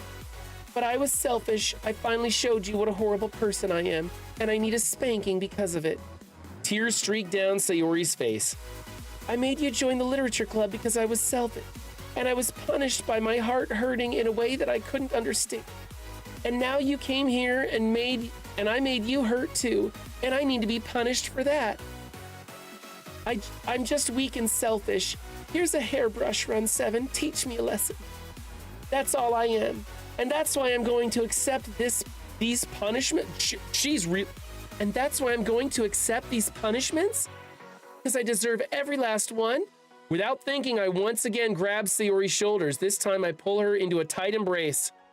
Just go to your local home improvement store and ask for the big black cock. Every time. Run 7. Sayori, I don't care if you feel selfish. I'm really happy that you convinced me to join the club. Seeing you every day makes it worthwhile enough. If I make friends with everyone else, then it's just a bonus. But please never underestimate how much I care about you. I wouldn't have it any other way. Run 7. Sayori isn't hugging me back. Despite my arms being wrapped around her, Sayori's arms remain at her side. I'm telling you, she wants to be paddled, not hugged. I know this kind of crazy. I am familiar with this form of crazy. She wants the kink, and Run 7 in the video game is too stupid to figure it out. She starts sobbing next to my ear. No, don't do this to me. Please don't do this. Run 7, Sayori barely manages to speak between her sobs. I don't know if I'm doing the right thing, but all I want for her is to know that I care. If you have it in you to call yourself selfish, then you have to let me be selfish too. No matter what it takes, I'll figure out what needs to change. I'll make these feelings go away. And if there's anything that you need me to do, wink wink, then you'd better tell me. I'll get mad if you don't. I don't know. Gently, Sayori finally puts her arms around me in return. I don't know anything. It's all really scary. I don't understand any of my feelings, Run 7. The only time I'm not feeling nothing is when I'm feeling pain. But your hugs are so warm, and that's really scary too.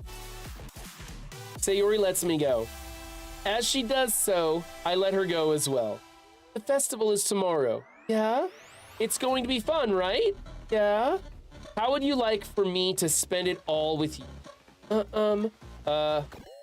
It's what I want. I promise. No! This dolt Run 7 got suckered into her crazy, and he's handling it the wrong way. He's giving up everything he wants to do, his free time, and he's focusing her with all of his positive emotions, and that's not what needs to happen. She wants the kink. I'm serious. I'm dead serious. This type of crazy is a girl who actually wants to be punished and then comforted, and he's trying to comfort her first, which makes her feel awkward. You gotta go the reverse. You gotta go the reverse way. He's just gonna make her more crazy. I think that would be nice then. Yeah? Sayori wipes her eyes. If I could spend the whole day with her, I would. Of all days, this has to be the one where I have other plans. Maybe I should cancel. No, don't. Please don't. If you did that, then I really wouldn't forgive you. But it's almost time for Yuri to meet me at my house. At the very least, do you want to come along and help out? Oh, come on. Unless we're gonna pull off a threesome, this is not gonna go well. It would be fun. To my surprise, Sayori shakes her head. I'm sorry. I don't know if that would be very good for me today. You understand, right? It's kind of hard for me to fully understand, but I'm trying my hardest. It's okay. Don't worry too much about it. I'll see you tomorrow, okay? All right. I look forward to it. Well, we got lucky there. Run 7 tried to screw this one up for us. This guy, I swear, he's such an idiot. He just needs more worldly experience. I guess he's only like 16 years old or something, or whatever teenage age I am in this game.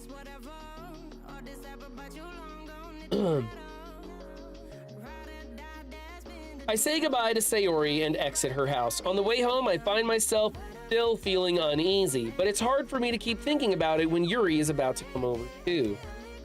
I took my glasses off, can't see without them.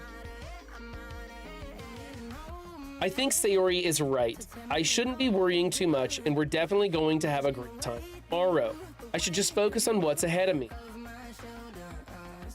As I approach my house, I see something that makes me feel a moment of panic. Yuri? Thank goodness. You're a little early and wearing a turtleneck. I'm sorry I wasn't home yet. Were you waiting for a long time? No, I just got here. But I started to get really nervous when nobody answered. You always could have texted me. If I had known, I would have reassured you and hurried more on my way home. I suppose that's true. I mean, I was next door, right? Wasn't I just next door? What in the name of Jesus is happening here? Let us pray. Walking Hate, you should see the clip. I was feeding this chick chocolates. It was getting hot and heavy, and then Monica interrupted us, totally cock-blocked me, and I lost my shit. Thank you for the follow, Gluten-Free Kiwi. Yeah, there's the link right there if you want to watch me lose my shit. I didn't think of that for some reason. So if you're just joining us, Doki Doki Literature Club is 4 girls in the literature club. And in between each day, we have to write a poem. It gives you a list of words. And we have figured out that there's these 3 like stickers on the notebooks, and a sticker represents each of the girls, except for Monica. For some reason, Monica isn't there, but we think something else is going on with Monica. But anyway, as you pick the words, they correspond with the girls. And we are trying to get with Yuri right here. And so each day we pick words for our poems that resonate with Yuri. And it's been working really well.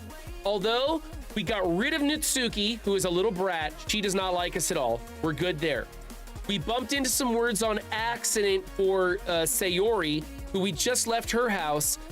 She seems like she's depressed and needs to be like spanked. She's into that kind of kink, but Run 7 in game is too stupid to figure that out. So he's like all comforting her and going into her crazy the wrong direction. And now we're on the doorstep of our house and Yuri is here. We're talking with her. Things are going pretty well with Yuri. Like I said, we had the little chocolate session that went real well, got real hot and heavy. And then finally there's Monica, who doesn't resonate with any of the words. Her picture isn't there. She's not allowed to do it. And 2 or even 3 times now, she has broken the 4th wall and talked about this as a game and not been in character. So there's something weird going on with Monica. I don't know yet. We're trying to bag Yuri. That's where we're at. And Yuri is over at our house and we're supposed to be working on decorations for a festival. Let's see. Anyway, let's go inside. I see you brought a lot of stuff with you. That's right. And did you manage to find everything I asked you to buy as well? Yeah, pretty much. At least I hope I got everything right for a guy, you know, shopping. I'm sure it will be fine. We're in my bedroom now. Looks like I took down the posters on the wall. You know, if it was my bedroom, there'd be like girly posters all over the walls. Glossing over the fact that Monica visited your YouTube too.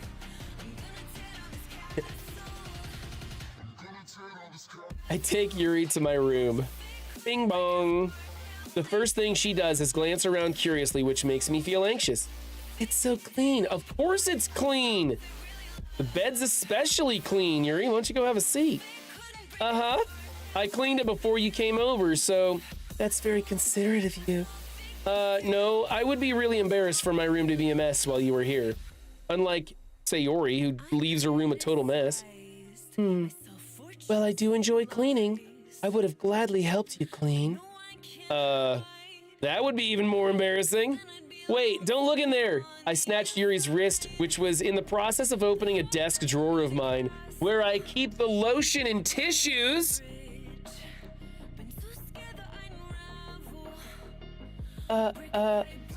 I'm sorry.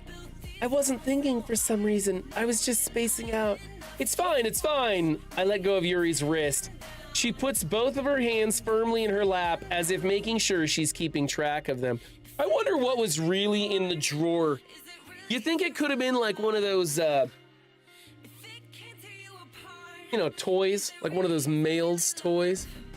All right, I gotta go take a quick bathroom break. And I'm gonna give you guys this one. Are you not receiving the respect you feel you deserve from your friends and coworkers? Is the missus unimpressed by your performance? Do you suffer from small TC penis? Don't fret, my friend, there's hope for you yet. Introducing Scopely offers. That's right, by simply maxing out 1 or 2 credit cards each month, you too can enjoy the pleasures of a massive TC penis. My husband's TC penis used to be so small, but then he found Scopely offers, and now his TC penis is massive. There you have it, folks. Anecdotal evidence of success. So if you want to swell your TC penis to epic proportions, buy Scopely offers today. Side effects include bankruptcy, foreclosure, divorce, plummeting credit score, loss of friends and social life, loss of respect from your children, stress, anxiety, self-doubt, hair loss, ulcers, thoughts of suicide and depression, and in some rare cases, anal leakage.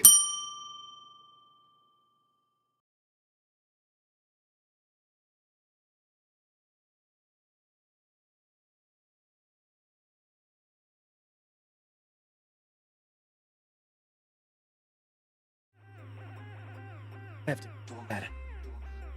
All right, we're back. Okay. She puts both of her hands firmly in her lap as if making sure she's keeping track of them. That's right. She knows she's gonna have trouble keeping her hands off of this guy. So, should we get started? Yes. I have a few things planned that you can help with. Decorations and other atmosphere enhancements. Atmospheric enhancements? She wants to smoke a doobie before we get it on. I'm telling you, she wants to relax a little bit. That's right. You know, mood lighting, aromatherapy candles. Oh, wow. I didn't know you planned on taking it that far. Of course. I want to help take our guests to a faraway place. Although Minnie will stop by just out of curiosity. And for cupcakes, I guess. I'm determined to provide an experience that them wanting. This sounds like fun. Let's get to it. That's great. It's easy to forget that you're a pretty intense person. Intense? I guess that's the best way to put it. Is that bad? No, not at all. It's something that I like about you, actually. Is that so? That makes me feel relieved and kind of happy. Yeah, no need to be anxious. You can relax a little. Relax? I brought some things for relaxation. I was going to use them during the poetry event. Oh yeah? Like what? Let's see. Yuri rummages through her bag. She pulls out a few candles and a wooden cylinder-shaped object. She pulls out nothing but phallic-shaped objects. Come on, this game knows what it's doing. I did some shopping on the way here, so I happen to have these in my bag. I plan to cover the windows in black paper and use the candles to light them. I think that would be amazing, Go to your don't local home you? improvement store and ask for the big black cock. You guys don't seem to get enough of that one. Yeah, that would be really neat. What's that wooden thing, though? Oh, this? It's for pegging. It's a diffuser for essential oils. Oh, okay, not for pegging. How familiar are you with aromatherapy? Not familiar at all. Let's do this thing. It's a wand for back pain. Is that so?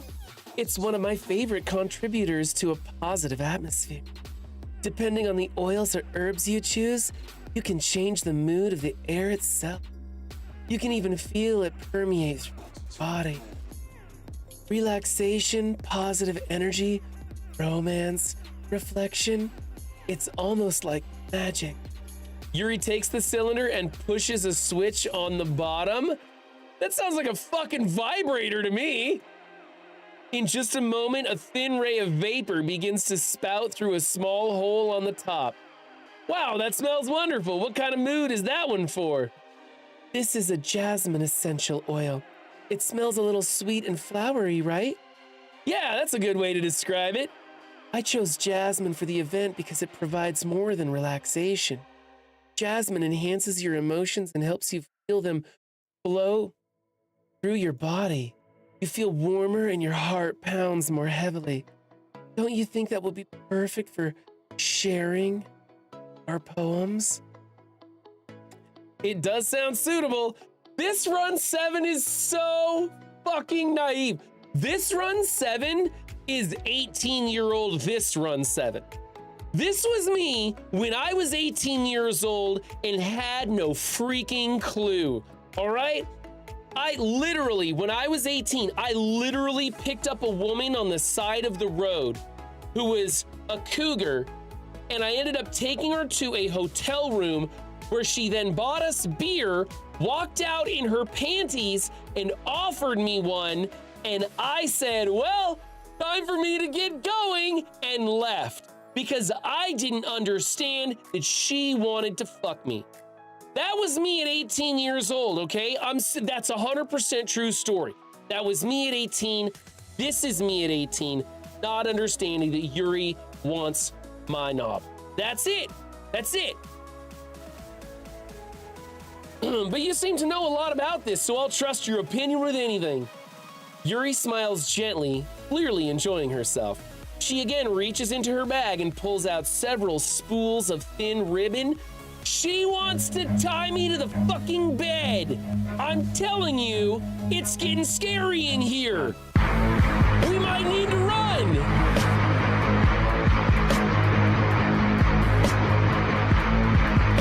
What are those for? Well, did you purchase the origami paper I asked you to get? Yeah, I have it over here. We won't be using the paper for folding origami. What I'd like to do is write a different word on each paper. We'll need about 100 of them. Oh yeah? What will those be used for?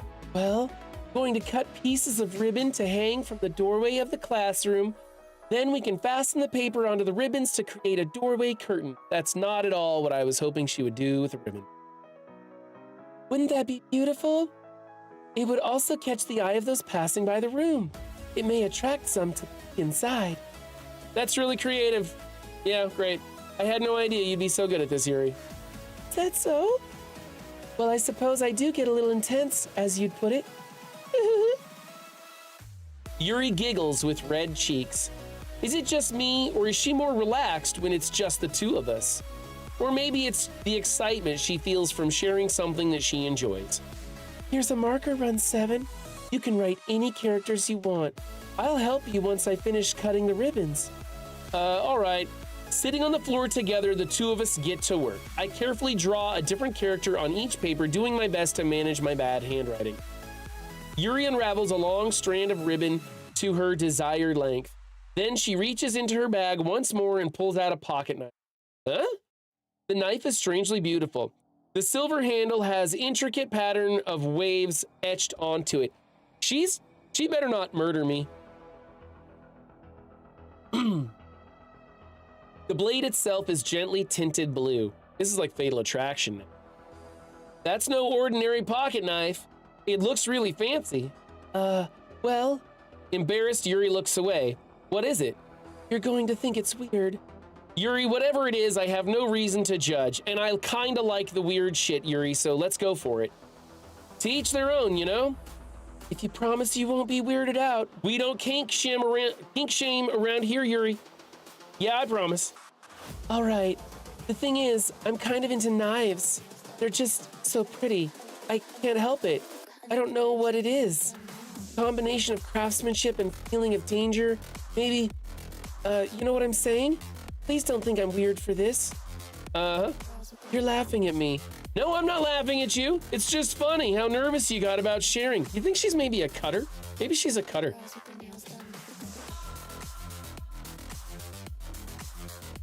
It's an interesting thing to be into, I guess. But I think it kind of suits you. Suits me? Yeah, it's kind of intense, uh-huh. Besides, it's a really cool looking knife. I can't deny that. It is, isn't it? Yuri relaxes her expression once again. Would you like to hold it? Sure, I'll check it out. Yuri carefully hands me the knife with the handle facing me. I take it and turn it around in my hands. It feels heavy and extremely solid. Where do you even get a knife like this? Curious of its sharpness, I feel the point of the knife with my index finger. Ow! Run 7, why did you do that? I didn't expect it to be that sharp. I barely touched it at all. It's my fault. I should have warned you. This knife is extremely sharp. It can cut through skin like it's paper. Uh-oh. A small drop of blood trickles down the side of my finger. Yuri takes my hand and gives the wound a closer look. She stares at it and noticeably fidgets. If you're squeamish, I'll go wash it off now. Without warning, Yuri puts my finger in her mouth and licks the wound. Holy fucking shit. Holy shit. I don't know how that makes me feel. I'm not sure, right? There we go. Holy fuckwads, guys and gals. We just went to the next level right here. We just went to the next level. All right, let's see where we can take this. Sucking fingers is fantastic. Sucking the blood off of my finger? That's hot. That's fucking hot. It's wrong and it's hot. I feel her tongue curl around my finger. Startled, I instinctively pull my hand back. No! Please forgive me. I wasn't thinking. Yuri lowers her head, her face burning up. Yuri, that's the most embarrassing thing I've ever done. How could I do something like that? I'm sorry. Sure, it was a little weird and it took me by surprise, but I guess she was just trying to help, right? Yuri, I think you're overreacting a bit. She doesn't lift her head. What if she doesn't recover from this for the rest of the afternoon? All right, you know what? This might be a stupid thing to do, but I'll do it anyway.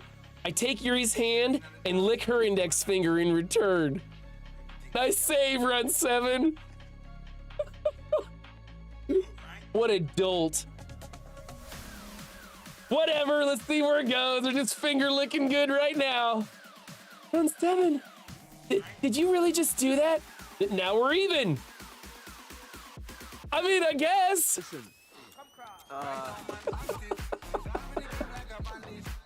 We fucked up.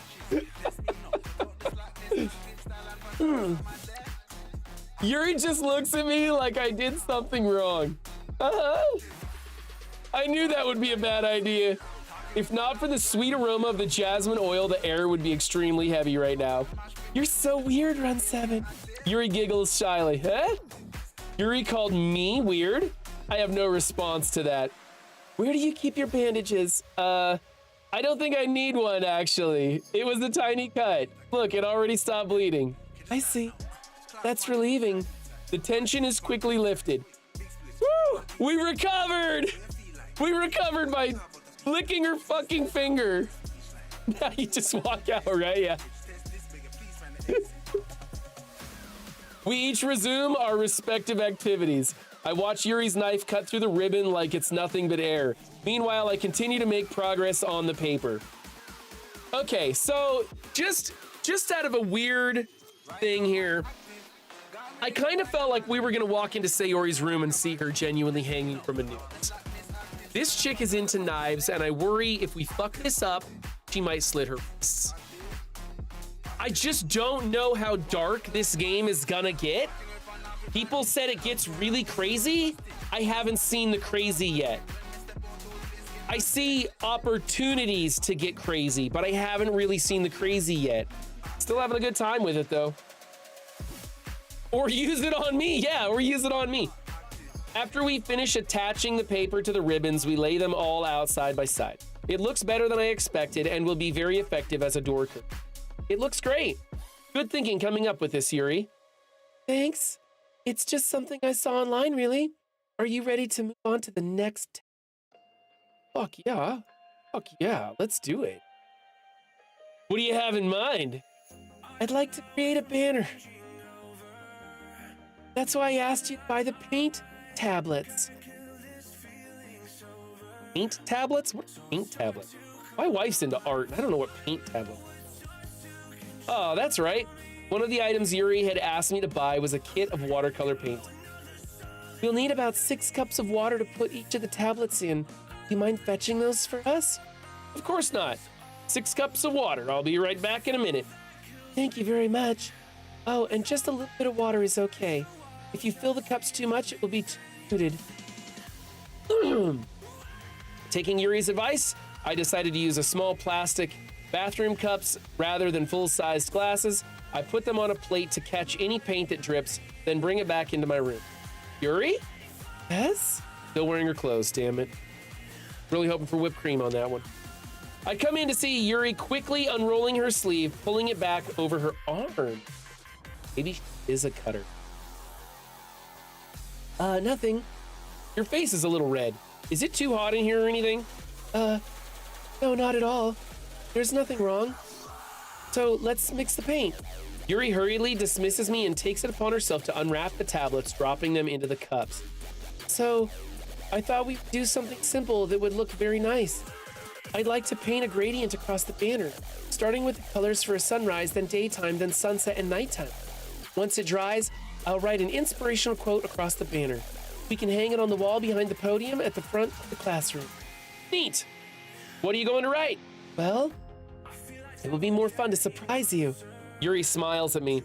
You say so. After rolling out the banner, Yuri and I kneel on opposite sides so we don't get in the way of each other. Yuri uses a brush and adds a few dots of different colors across the banner to serve as a color guide when we paint. This kind of reminds me of elementary school. Painting on a banner with watercolors feels a lot like the art class projects we had back. It's relaxing. I'm sorry if this feels too childish. No, I didn't mean that at all. It's kind of fun, you know? Yeah, it is fun. I'm glad you feel that way too. Yuri stops painting for a moment, thinking to herself.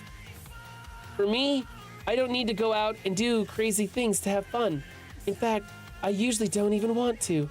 I just like when I can spend time with one other person, even if it's something simple like reading. It doesn't even matter if we don't talk much.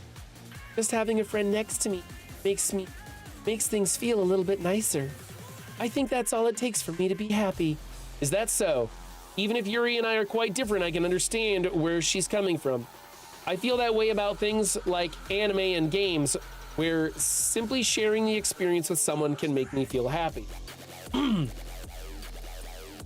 think I feel the same way. Yuri smiles gently. I knew you'd understand. Yuri leans over the banner to grab an unused paintbrush, but I move at the same time, causing my head to bump into hers. Ah! Sorry. Yuri reels back and I quickly lift my hands in surprise. Are you hurt? No, I'm not hurt. It just startled me, that's all. Sorry, I should have asked you to get it for me. It's not your fault. It's not your fault. Your face. There are droplets of paint on Yuri's face and neck. Is there something on my face? Yeah, I accidentally got paint on you. Sorry, it's totally my fault. I'll get a towel right away.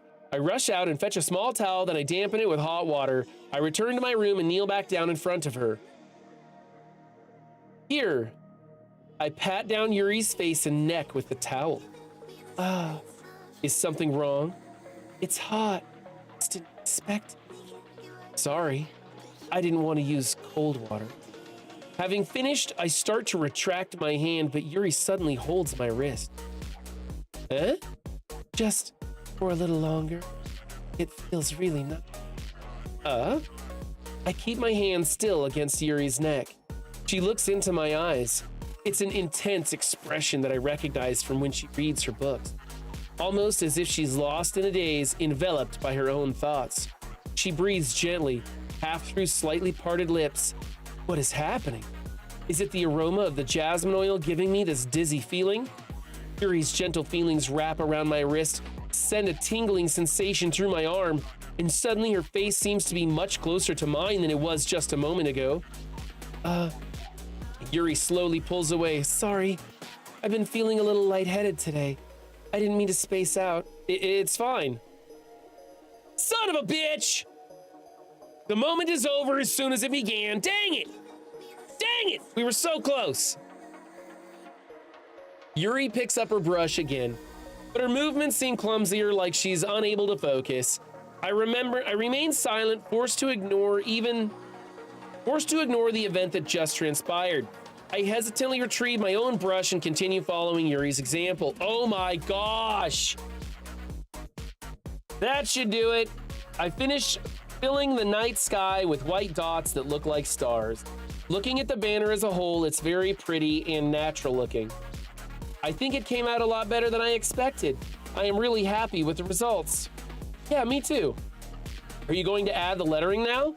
Not yet. It needs to dry first. That's true, but won't that take a while? Well, perhaps it would be best to leave it here, then have you bring it in the morning. I can do the lettering in the classroom before our event starts. Is that okay? That's totally fine. Wonderful. In that case, I don't think there's anything more for us to do here. Phew. Uh-huh. You say that like you're glad it's over. Was I wrong to assume that you were at least enjoying yourself a little bit? No, it's that I've got blue balls and I need to get this one off, so the sooner you get out of my room, the sooner I can take care of this. I'm just glad that we managed to get everything done. I see. I am too. I was a little concerned about time. I need to start making dinner soon. Ah, so you don't have any time left? I was secretly hoping we would have extra time after finishing the work. Damn right we were. Well, Yuri thinks to herself, I think it would be too irresponsible of me to wait much longer. I'm sorry. I was hoping there would be more time as well. It's probably my fault. Sorry for being such a slow worker. No, it's not your fault at all. And the important thing is that we got everything done, right? Yeah. So, I shouldn't be disappointed or anything. Gathering all her things, Yuri seems to look a little downcast. I understand why. It sounded like she rarely gets the opportunity to spend time with friends in a relaxed environment. But that doesn't mean this is the last time it can happen. Once Yuri packs up, I walk her out the front door. Thank you very much for having me today. No problem. I'm glad I was able to help. Just let me know if there's anything else you need to bring tomorrow. I will. Well then, Yuri fidgets. I guess I'll see you tomorrow. Wait! I kind of say that without thinking. About today. It's fine that we didn't have as much time as we wanted, because we can do this again. Whenever you want. You can come over, or we can go out somewhere. I forgot you don't like going out much. As I stumble over my words, Yuri simply smiles bashfully. Anyway, you know what I'm trying to say, so... You're very thoughtful, Run 7. Yuri takes a step closer to me, then briefly squeezes my hand. I kind of like that about you. Well, how am I supposed to respond to that? Kiss her on the fucking cheek at least, you douchebag! But I don't even get a chance to, as Yuri suddenly pulls back. Sayori? Eh? Ah, fucking cock-blocking Sayori. Son of a bitch. First Monika, now Sayori. Can't get anywhere with this girl. Right, Spicier Noodles? Kiss her goodbye. That's what we should do. Doesn't even give us the opportunity to do it. Hi, Run 7. Sayori. Just now, we weren't... It's okay, Run 7. I just stopped by to say hi and interrupt you. Well, it's nice to see you. Sorry, but I'm already on my way to leave. Aw, really? That's too bad. I'm sorry. But we'll all be together at festival tomorrow, so that's fine, right? Of course. Sayori beams. Excuse me. Yeah, so I'll see you tomorrow. Clearly embarrassed, Yuri hurries off. Sayori waves goodbye after her. Sayori, I thought you didn't want to come over today. Well, I tried staying in my room, but my imagination was being really mean to me. So I had to come here and see for myself. See what? What are you talking about? You know, how much fun you were having with Yuri. And how close you got to her. It makes me really happy. You've made such good friends. That's all that matters to me. Tears start to fall down Sayori's face.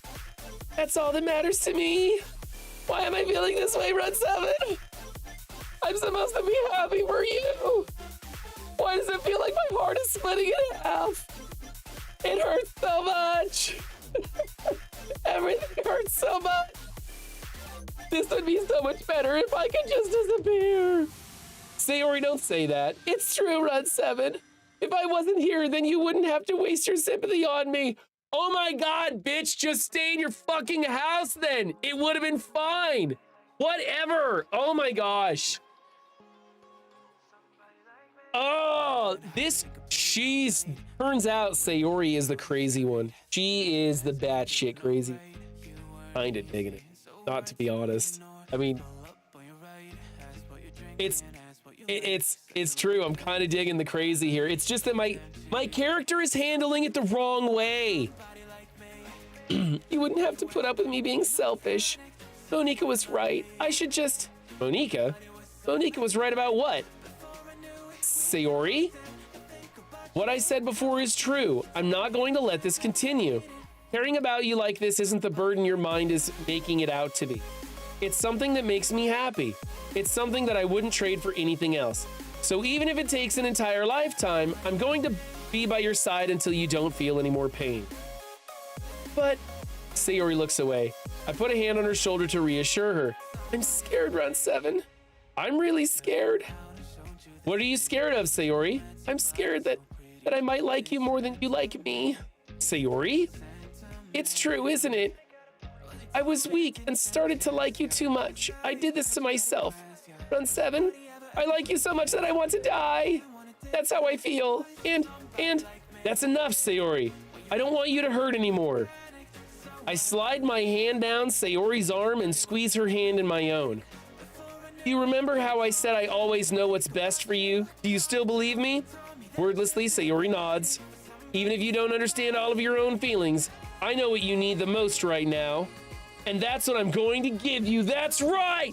Let's open up that fly and give her the D!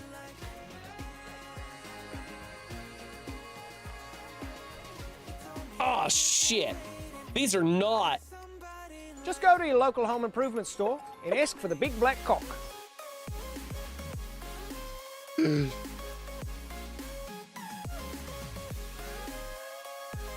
Okay.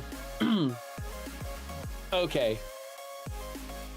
You'll always be my dearest friend. She's gonna fucking kill herself for sure. We could say I love you and be a two-timing asshole. So, do we be an honest, stand-up guy in our efforts to get with Yuri, tell her the truth, break it to her hard, knowing full well this bitch is gonna go upstairs and hang herself? Or do we say I love you and see if we can bag them both? I'm not an infidelity guy. I'm not the two-timing type. We live in an era where we can have open, meaningless sexual relationships with lots of people by being honest with them. And I think that we tell Sayori the truth. We do not love her, but we want to have sex with her as well as Yuri. We don't have that option, so we have to say, you'll always be my dearest friend. That's what I'm thinking. I'm thinking you'll always be my dearest friend. Call the police, says Dadpool. I don't know. I don't know what to do here. Like, I can't say I love you. Like, I can't do that. I can't lie to the girl. Because I don't love her. I wouldn't mind having kinky relationships with her. But I can't lie to the girl. If it said, look, we can still bang, then I'd pick that answer. I don't love her. Doesn't mean we can't get freaky. Doesn't mean she can't have some fun. But the truth is, she likes me more than I like her.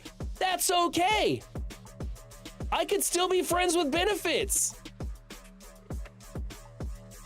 Yeah, we don't love her as a friend.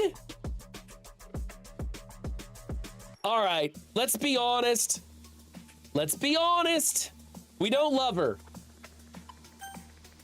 I wish there was a third option. I don't share the same feelings as you, but this is what my cock looks like. Your move, little girl. That's the third answer I want, but we don't have the third answer, so here we go. You'll always be my dearest friend. God, that feels so lame already. What you need most is for things to be like they've always been. Monika told me the truth. She told me how much happier you seemed after I joined the club. I know you're struggling with some really difficult feelings right now, but please trust me, I know what's best and what will make you happy in the end. I promise I'll get things back the way they were. I see. Sayori forces a smile through an incredibly pained expression. Uh-huh. Is this what it feels like to get stabbed in the chest? I should write a poem about this. She's gonna fucking kill herself for sure. She is so gonna fucking kill herself. A big lying fart face. See a fart face. It's okay. This is just my punishment, remember? For being so selfish. So please don't worry about these stupid feelings. I know you're right. I knew this whole time that there's no happiness down that path. See? If she would have let us punish her, then we could just play this all out. Be like, that's right. I'm not your lover, I'm your daddy, and just spank that ass. That's what we should have done. They don't give us the good option because Run 7 in game is an 18-year-old moron who does not know a thing about women. And 42-year-old IRL Run 7 has slightly more knowledge about women than that, and we could have picked a better answer if they would have given us the right choice. I knew this whole time that there's no happiness down that path. That's why I came here, just so I could get the answer I needed to hear. And the other thing, you're also right that I just wanted it to go back the way it was. I realize that now. You really do know me better than anyone, Run 7. That's right. I'm a man and I'm going to tell you how to think as a woman. I'll trust you with anything at all, so... Sayori's smile finally breaks. All of a sudden, she turns around and drops to her knees. Clutching her head with both hands, she screams as loudly as she can. I'm so shocked that I don't know how to react. Sayori looks over her shoulder and flashes me one more weak smile before turning around and running off. Sayori! I'm left helplessly standing in front of my house. Why am I feeling so horrible about this? Because you got blue balls from Yuri and Sayori's gonna kill herself because you're a fucking moron and you don't know how to treat women in the real world. There's nothing more that I could have done. The most I can do is support Sayori through her feelings and help her on the path that's right. But I'm having as much trouble understanding Sayori's feelings as she is, even though I can comfort her. I keep wondering if I should be doing something more or something different. Something different, you dolt! Go upstairs, get Yuri's ribbon, tie the little one to the bed, and give her what for. That'll make her feel better. I know these thoughts will continue to plague me until things are back to the way they were. I'm going to give it everything I've got. No, you're not. You're gonna fuck it up, you moron. Sayori will always be my dearest friend, and I'll do whatever it takes to put a smile on her face every day. Well, it's gonna take some kink, buddy, because she is a weird one. She's the crazy chick. Crazy chicks are into crazy stuff. You can't hug it out, you dork. It's the day of the festival. It's the day of the festival, and we are out of time for stream. So we're gonna have to end it there, knowing full well that Sayori's gonna kill herself and having missed out on an opportunity to get to second base with Yuri. Kind of an unfortunate day, but hey, we had a little bit of excitement and we got another fourth wall break from Monica. No hugging out, just choking out. That's right. That's right. Ms. Kniz, do you want me to keep going? Is there something around the corner? Is this like the big cliffhanger and I need to go forward with it? I'm on like day 4 in game, and this is our 3rd day playing. I think it's like day 4. It's the day of the festival. I don't know. Please go for another 30 minutes if I can. Okay. All right. I don't have anything going on today. I don't have anything scheduled today, so I can actually run long today. I'll give you guys until the top of the hour, 11 o'clock Central. All right. You're right at the best part, says Ms. Kniz. Okay. I'll give you guys another like 40 minutes. Here we go. Of all days, I expected this to be the one where I'd be walking to school with Sayori. But Sayori isn't answering her phone. I considered going to her house to wake her up, but decide that's a little too much. Meanwhile, the preparations for the event should be nearly complete. The banner Yuri and I painted is dry, and I gently rolled it up to take with me. She sent me a pleasant text reminding me not to forget anything, and I reassured her. Funnily enough, I probably feel the same way as Natsuki about the event. I'm more excited for it to be over so I can spend time with Sayori and Yuri at the festival. Don't know why I'm spending time with Sayori. Just told her we're gonna be friends. I want to spend time with Yuri at the festival. But knowing Monika, I'm sure the event will be great too. Run 7! You're the first one here! Thanks for being early! That's funny, I thought at least Yuri would be here by now. Monika is placing little booklets on each of the desks in the classroom. They must be the ones prepared that have all the poems we're performing. In the end, I found a random poem online that I thought Monika would like and submitted it. So that's the one I'll be performing. I'm surprised you didn't bring Sayori with you. Yeah, she overslept again, that dummy. That dummy? That sounds mean. It's probably a translation thing, right? You'd think that on days this important, she'd try a little harder. I say that, but I suddenly remember what Sayori told me yesterday. And I suddenly feel awful knowing it's not nearly that simple for her. Oh my God, what a dolt. Calls her a dummy. Obviously, this Run 7's a dummy. I only said it because it's the way I'm used to thinking. But maybe I should have gone to wake her up after all. You should take a little responsibility for her, Run 7. I mean, especially after your exchange with her yesterday. What? How'd she know that? Kind of left her hanging this morning, you know? Exchange? Monika, you know about that? Of course I do. I'm the club president after all, but I stammer embarrassed. Did Sayori really tell her about it that quickly? About how I basically turned down her confession? That makes me really seem like the bad guy here. But I'm the one who knows what's best for her, right? Jeez. You don't know the full story at all, so don't worry. I probably know a lot more than you think. Huh? Monika is being as friendly as usual, but for some reason I felt a chill down my spine after hearing that.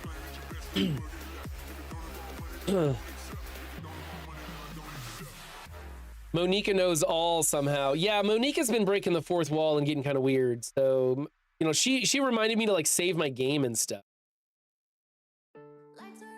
Hey, do you want to check out the pamphlets? They came out really nice. Yeah, sure. I grabbed one of the pamphlets laid out on the desks. Oh yeah, they really did. Something like this will definitely help people take the club more seriously. Yeah, I thought so too. I flipped through the pages. Each member's poem is neatly printed on its own page, giving it an almost professional feel. I recognize Natsuki and Yuri's poems from the ones they performed during our practice. What's this? I flipped to Sayori's poem. It's different from the one she practiced. It's one that I haven't read before. Percent? Get out of my head, get out of my head, get out of my head, get out of my head, get out of my head. Get out of my head. Get out of my head before I do what I know is best for you. Get out of my head before I listen to everything she said to me. Get out of my head before I show you how much I love you. Get out of my head before I finish writing this poem. But a poem is never actually finished. It just stops moving. This is Sayori's poem? What is this? Reading the poem, I get a pit in my stomach. Jesus Christ, guys! Fucking warn a streamer before you start using those channel points. Fuck me! Just as the game starts getting creepy and you shock me with lightning? Cheese and crackers! What's wrong? Nothing. This poem feels completely different from everything else Sayori's written. But more than that, I changed my mind. I'm going to get Sayori, so, well, all right. Try not to take too long, okay? I quickly leave the classroom. Don't strain yourself, Monika calls out after me. I quicken my pace. What was I thinking? I should have tried a little bit harder for Sayori. It's not a big deal to at least wait for her or help her wake up. Even the simplest gesture of walking her to school makes her really happy. Besides, I told her yesterday that things will be the same as they always have been. That's all she needs, and that's all she needs and what I want to give her. I reach Sayori's house and knock on the door. I don't expect an answer since she's not picking up her phone either. Like yesterday, I open the door and let myself in. Sayori? She really is a heavy sleeper. I swallow. I can't believe I ended up doing this after all. Oh, guys. Walking her up waking her up in her own house. Isn't that more like something a boyfriend would do? In any case, it just feels right. Outside Sayori's room, I knock on her door. Sayori? Wake up, dummy? Wake up, dummy? Yeah, that's gonna really make her feel better about herself, you dipshit. There's no response. I really didn't want to have to enter her room like this. Isn't it kind of a breach of privacy? But she really leaves me no choice. I gently open the door. Fuck me! Oh! Listen, we fucked up. Yeah. An exception has occurred? File game script line what? What the hell? What the hell? Like, really? Is this a nightmare? It has to be. This isn't real. There's no way this can be real. Sayori wouldn't do this. Everything was normal up until a few days ago. That's why I can't believe what my eyes are showing me. I suppressed the urge to vomit. Just yesterday, I told Sayori I would be there for her. I told her I know what's best and that everything will be okay. Then why would she do this? We were trying to be honest men. We were honest with her. Are you kidding me? The correct choice was to tell her I love her when I don't? How could I be so helpless? What did I do wrong? Turning down her confession, that has to have been what pushed her over the edge. Turning down her confession? But I didn't feel the same way. This is emotional manipulation. I had to tell her I love her or she'd kill herself? Are you kidding me? Her agonized scream still echoes in my ears. Why did I do that to her when she needed me the most? Why was I so selfish? This is my fault. My swarming thoughts keep telling me everything I could have done to prevent this. If I just spent more time with her, walked her to school, and gave her what I know she wanted out of our relationship.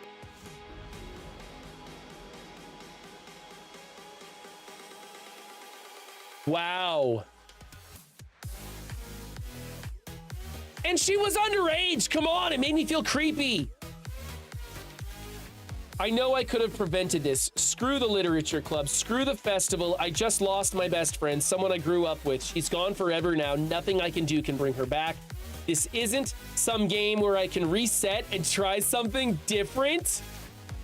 I had only one chance and I wasn't careful enough. And now I'll carry this guilt with me until I die. Nothing in my life is worth more than hers, but I still couldn't do what she needed from me. And now I can never take it back. Never, never, never, never, never.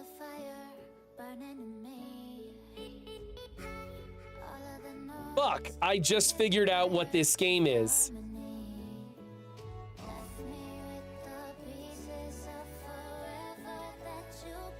And look, she's dead. Look, she's all pixelated out. She's like an amalgam of all the other three girls. And she's... Okay, what happens if I click this weird thing? I see an annoying girl running toward me from the distance, waving her arms in the air like she's totally oblivious to any attention she might draw to herself. The girl is my neighbor and good friend since we were children. You know, the kind of friend you never see yourself making today, but it just kind of works because you know each other for so long. We used to walk to school together like this, but still...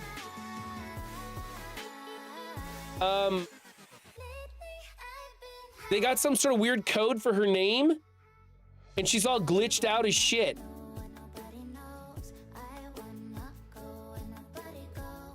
It's an ordinary school day like any other. Mornings are usually the worst, being surrounded by couples and friends groups walking to school together. Meanwhile, I've always walked to school alone.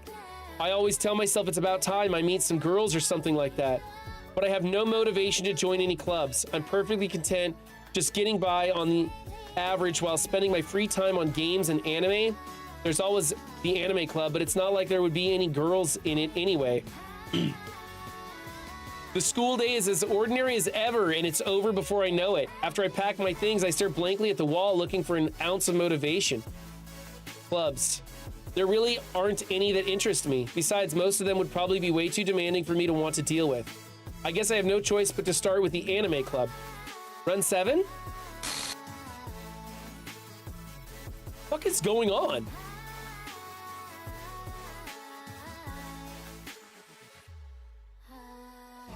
Monica? Oh my goodness, I totally didn't expect to see you here. It's been a while, right? Yeah, it has. Monica smiles sweetly. We do know each other. Well, we rarely talked, but we were in the same class last year. Monica was probably the most popular girl in class, smart, beautiful, athletic. Basically completely out of my league. So having her smile at me so genuinely feels a little... What did you come in here for anyway?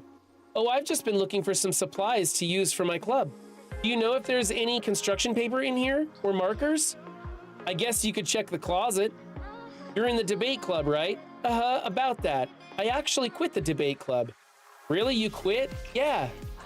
To be honest, I can't stand all of the politics around the major clubs. It feels like nothing but arguing about the budget and publicity and how to prepare for the event. I'd much rather take something I personally enjoy and make something special out of it. In that case, what club are you going to join? Actually, I'm starting a new one. Literature club. What do you know? It's kind of embarrassing, but there are only 3 of us so far. It's really hard to find new members. Well, I can see that, but it's really not boring at all, you know? Literature can be anything. Reading poetry, I mean... Okay, so obviously we've started over, but without the existence of Sayori, and we got to go through this again?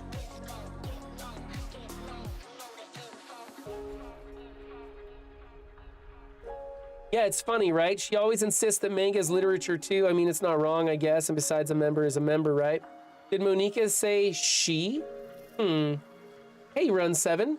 By any chance, are you still looking for a club to join? I mean, I guess so, but in that case, is there any chance you could do me a big favor? I won't ask you to join, but if you could, at the very least, visit my club, it would make me be happy. Please? Well, I guess I have no reason to refuse, but... Besides, how could I ever refuse someone like Monica? Sure, I guess I could check it out. Oh, awesome. You're really sweet, Run 7, you know that? It's nothing, really. Shall we go then? I'll look for the materials another time. You're more important. And thus today marks the day I sold my soul to Monica and her irresistible smile. I timidly follow Monica across the school and upstairs, a section of the school I rarely visit, being generally used for third-year classes and activities. Right, it's a little, yeah, it certainly got freaking crazy this time. Monica, full of energy, swings open the classroom door. Dylan Shaynette with the follow. Thank you for that. Welcome in. Doki Doki Literature Club just got really crazy. Real Bubba Hotep rating with 171 viewers. Nice job pulling in the big numbers today. Marvel Strike Force must be going well for you guys. We're playing Doki Doki Literature Club. Okay, and today marks the first day when shit got really crazy in this game. First, there were 4 anime girls, 3 of which would, like, respond to the words you chose for poems each time you'd write a poem. Jesus. And there's those 2. And then there's Monica, who has been breaking the 4th wall in the game and is acting a little weird. We got through it trying to get with Yuri, ended up telling Sayori that we only wanted to be friends, and she fucking hung herself. And then the game glitches out and starts over, except that Sayori gets like erased from our memory, and now it's just 3 girls, one of which is Monica, who I think is like maybe controlling this game or something. I'm not really sure, but I still want to try and get with Yuri. Hopefully we don't accidentally make Yuri commit suicide. I don't care about the other little bratty girl, Mitsuki or whatever. she can kill herself. I don't care, but yeah, it's getting really kind of crazy. And by the way, if it makes you very uncomfortable that a 42-year-old man is reading anime about what appears to be teenage girls, I guess this ain't the right stream for you. What's up, GST? Coming in with a subscription. Thank you. All right, so lots of follows and subs. Very much appreciate all the love, everybody. Yes, I still exist. I don't play Marvel Strike Force anymore. Although I hear you guys are getting fantastic numbers with those drops, and I think that's fantastic for you guys who are still doing the Marvel Strike Force streams. I can still make fun of Marvel Strike Force, but I'm into more weird shit now. My tastes have matured into something a little more kinky than just MSF. Yeah, I'm too busy playing whatever the fuck this is, huh? All right, Monica, I'm back, and I brought a guest with me. Whoa, girl one. Oh, that's right, we don't know who Yuri is yet. So she's girl one right now. A guest? Seriously? You brought a boy? Way to kill the atmosphere. Don't be mean, Natsuki. See, Natsuki's a little bitch. I want Natsuki to die. Let's see if we can't get Natsuki to kill herself this time. She's into baking cupcakes. Maybe she's gonna poison herself. Yuri is into knives. I think she's gonna slit her wrists. So we gotta figure out how to kill these bitches off. Not Yuri. Well, I mean, we wanna get to third base at least with Yuri. Don't be mean, Natsuki. But anyway, welcome to the club, Run 7. All words escape me in this situation. This club is full of incredibly cute girls. So let me guess. You're Monica's boyfriend, right? What? No, I'm not. Natsuki. The girl with a sour attitude whose name is apparently Natsuki is one I don't recognize. Her small figure makes me think she's probably a first year. Anyway, this is Natsuki, energetic as usual. And this is Yuri, the vice president. It's nice to meet you. Yuri, who appears comparably more mature and timid, seems to have a hard time keeping up with someone like Natsuki. Yeah, it's nice to meet both of you. So I ran into Run 7 in a classroom and he decided to come check out the club. Remember last time Sayori brought us to the club? And then Sayori hung herself in her bedroom because we didn't tell her that we loved her. She confessed her love to us. We were trying to be genuine, and instead of trying to play two women at the same time, we were honest with the young one. And we said, no, you don't flight our fancy. We are not in love with you, but we will still be friends with you. And she hung herself. Graphic and violent. A big lying fart face. So next time, we're gonna try and bag them all. This time around, we're gonna be sleazy players of the game. We're gonna try and get with all these chicks. It's the only way to keep them alive, right? It appears that the only way to keep these girls alive is to try and get in all of their pants. So we're gonna do the honorable thing, right? Isn't that great? Wait, Monica, didn't I tell you to let me know in advance before you brought anyone new? I was going to, well, you know, sorry, I didn't forget that, but I just happened to run into him. In that case, I should at least make some tea, right? Yeah, that would be great. Why don't you come sit down, Run 7? The girls have a few desks arranged to form a table. Yuri walks to the corner of the room and opens the closet. Meanwhile, Monica and Natsuki sit across from each other. Now, obviously, Yuri's gonna be bringing out tea. We know that she likes tea from the first playthrough, I guess? I don't know. It seems like anytime a girl dies, it like resets and you go through again. Meanwhile, Monica and Natsuki sit across from each other. Still feeling awkward, I take a seat next to Monica. Thank you for the subscription. Appreciate that very much.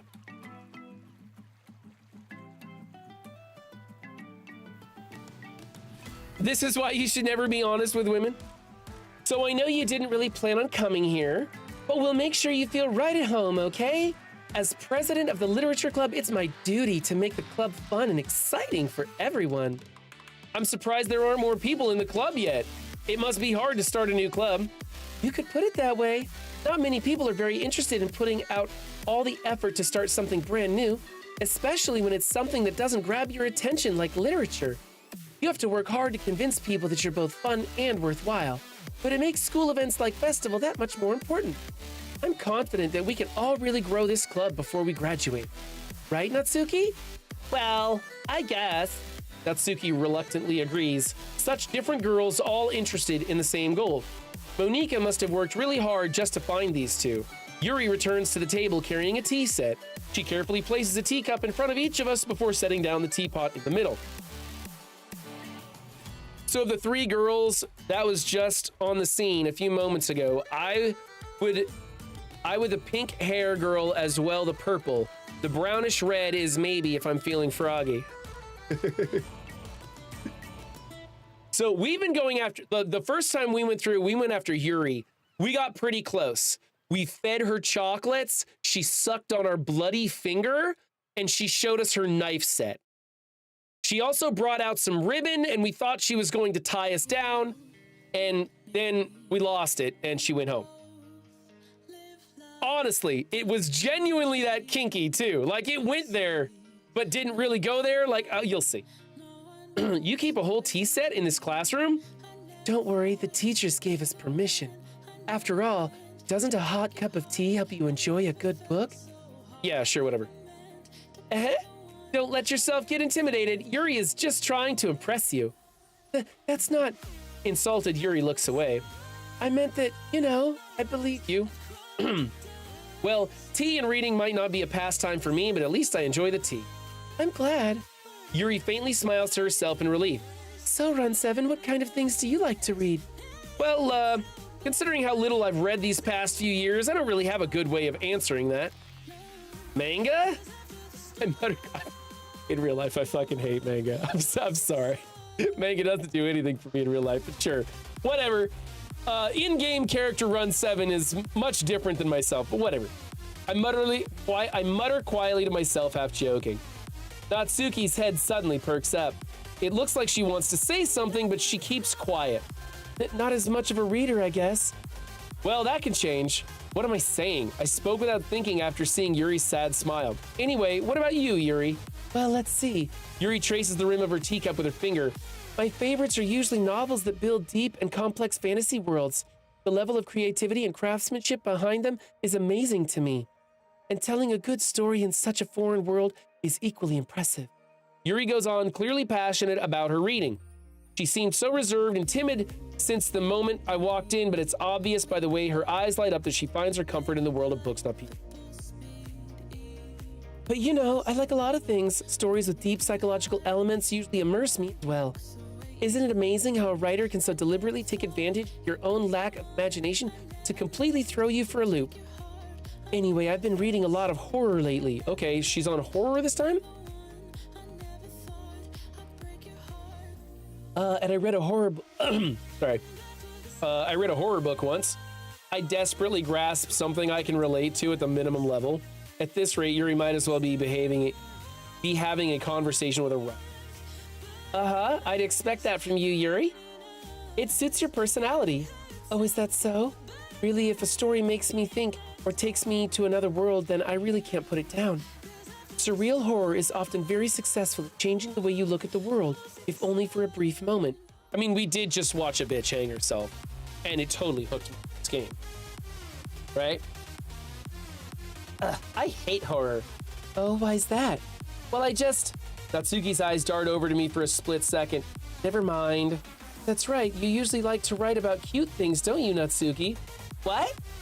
What gives you that idea? Left a piece of scrap paper behind the last club meeting. It looked like you were working on a poem called Don't Say It Out Loud! And give me that back. Fine, fine. Natsuki, you write your own poems? Well, I guess sometimes. Why do you care? I think that's impressive. Why don't you share them sometime? No. Natsuki averts her eyes. Like them. Not very confident writer yet. I understand how Natsuki feels. Sharing that level of writing takes more than just confidence. The truest form of writing is to oneself. You must be willing to open up to your readers, exposing your vulnerables and showing even the deepest of your heart. Okay. It's kind of repetitive in that we've been through a lot of this, and I kind of want to just like skip through it, right?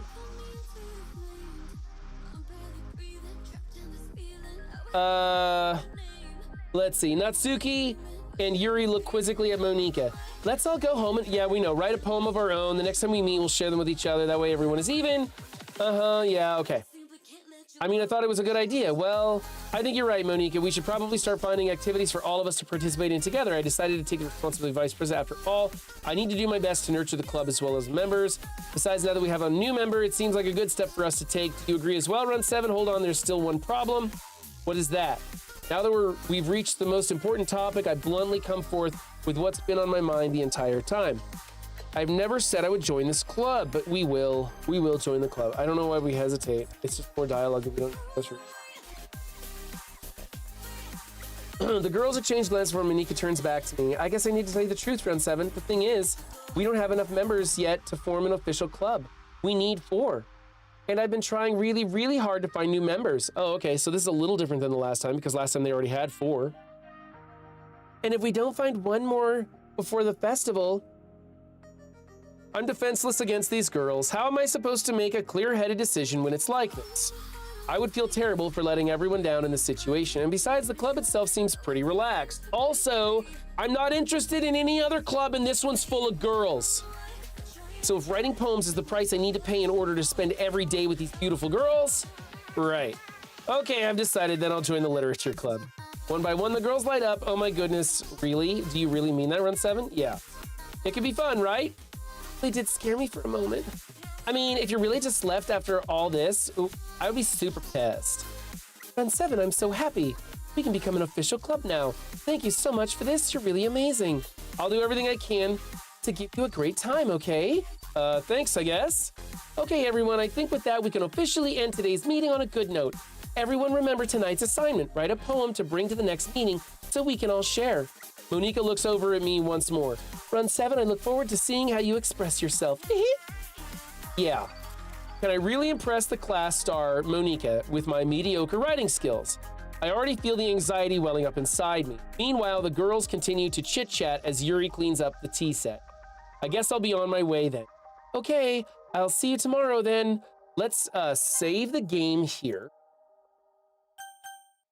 Just in case. And then I'm kind of curious what the list of words is going to be now that we have, now that we basically murdered her, right? We were honest, nice guys, and she hung herself. So we murdered her, and that's why next time we're gonna be more careful and we're gonna try and bed down all 3 girls. So now I'm curious what the words are gonna be available to us in the poems. The whole way my mind wanders back and forth between the 3 girls, Natsuki, Yuri, and of course Monika. Will I really be happy spending every day after school in literature club? Perhaps I'll have a chance to grow closer to one of these girls. All right, I'll just need to make the most of my circumstances, and I'm sure good fortune will find me. And I guess that starts with writing a poem tonight. You have unlocked a special poem. Would you like to read it? Well, hell yeah. Obviously. Stare at the dot to reveal a special message. I'm staring at the dot. I love you. Okay. Okay. Ooh, there's only 2 girls. Okay. So this time we need to pick Bloody Hands 7. This time we need to pick. Okay, so Yuri likes words that are very descriptive and emotional. And Natsuki likes words that are about food or something stupid, if I can't remember right. Let's go with vivid. That'll be a Yuri word. Vivacious. Vivacious will be a Yuri word. We're just gonna go all Yuri again and see what happens. This should be easy because we never got Natsuki words before. Essence, depression. Depression is definitely one of hers. There we go. Portrait, precious, horror. She likes horror. Grief, Inside Mouse, Doki Doki after jump, B, Papa Pink, Flying, Entropy. Could be Entropy, but I'm going with Grief. There we go. Anime is going to be Not Her, Misery, Disaster, Disoriented Happiness, Nightgown, Fickle, Vitality, Disown. Let's go with Misery. Go with Misery. It's like an emotion, right? Yes. Hoof, Sadness, Vacation, Fester, Tragedy, Peace, Intellectual Excitement, Melody, Rose. Sadness or Tragedy? Let's go Sadness. Damn it! Damn it, that was a Natsuki one. Rain Cloud is Yuri. Shit! She had a poem last time that was about rain clouds. I thought that was a Yuri word. Damn it. Whisper, Party, Candy, Heaven Sent, Playground, Heartbeat, Covet. Maybe Covet. All right. Warm Together, Hard Love, Special, Vertigo, Clouds. Clouds, right?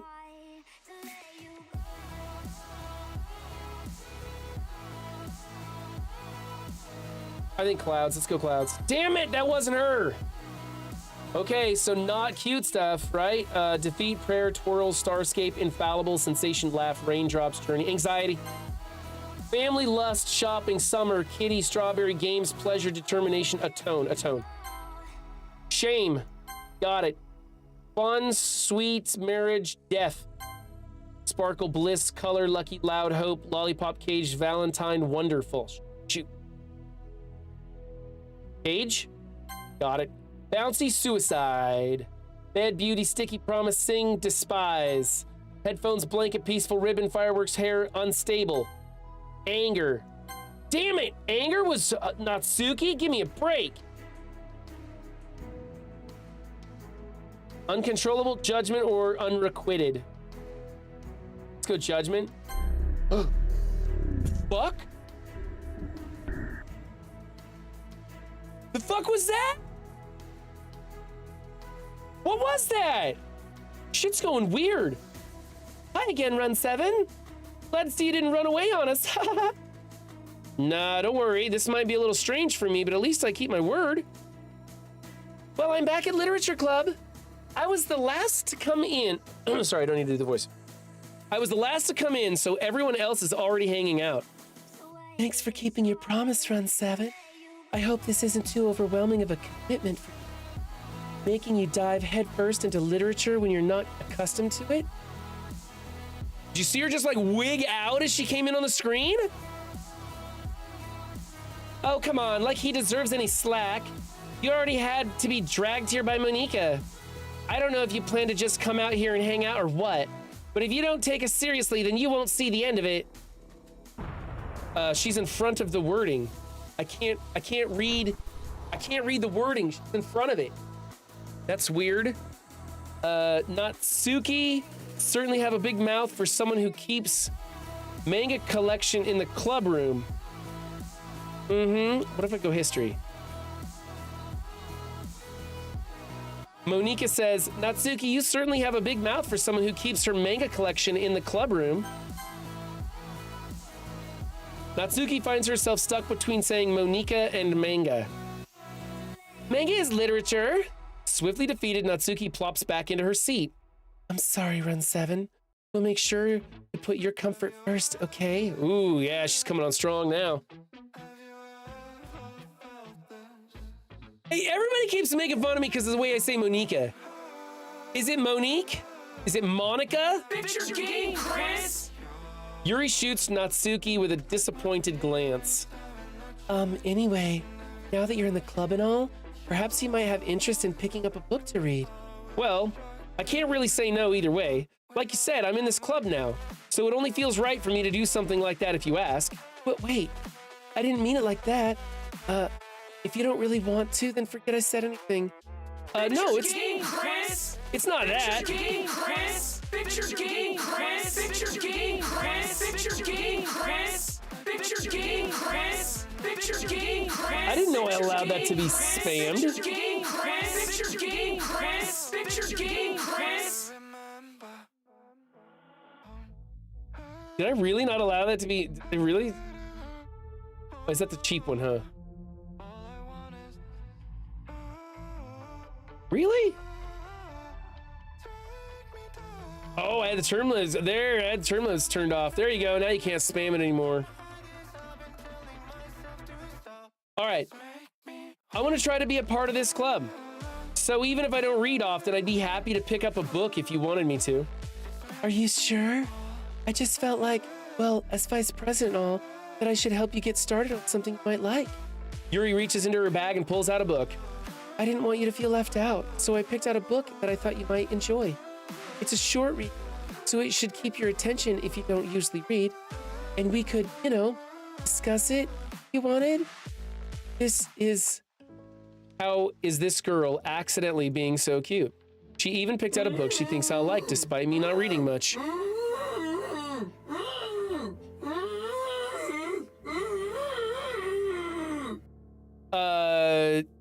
Yuri, thank you. I'll definitely read this. I enthusiastically take the book. You. Well, you can read it at your own pace. I look forward to hearing what you think. Now that everyone's settled in, I expect Monika to kick off some scheduled activities for the club, but that doesn't seem to be the case. Yuri's face is already buried in a book. I can't help but notice her intense expression like she was waiting for this chance.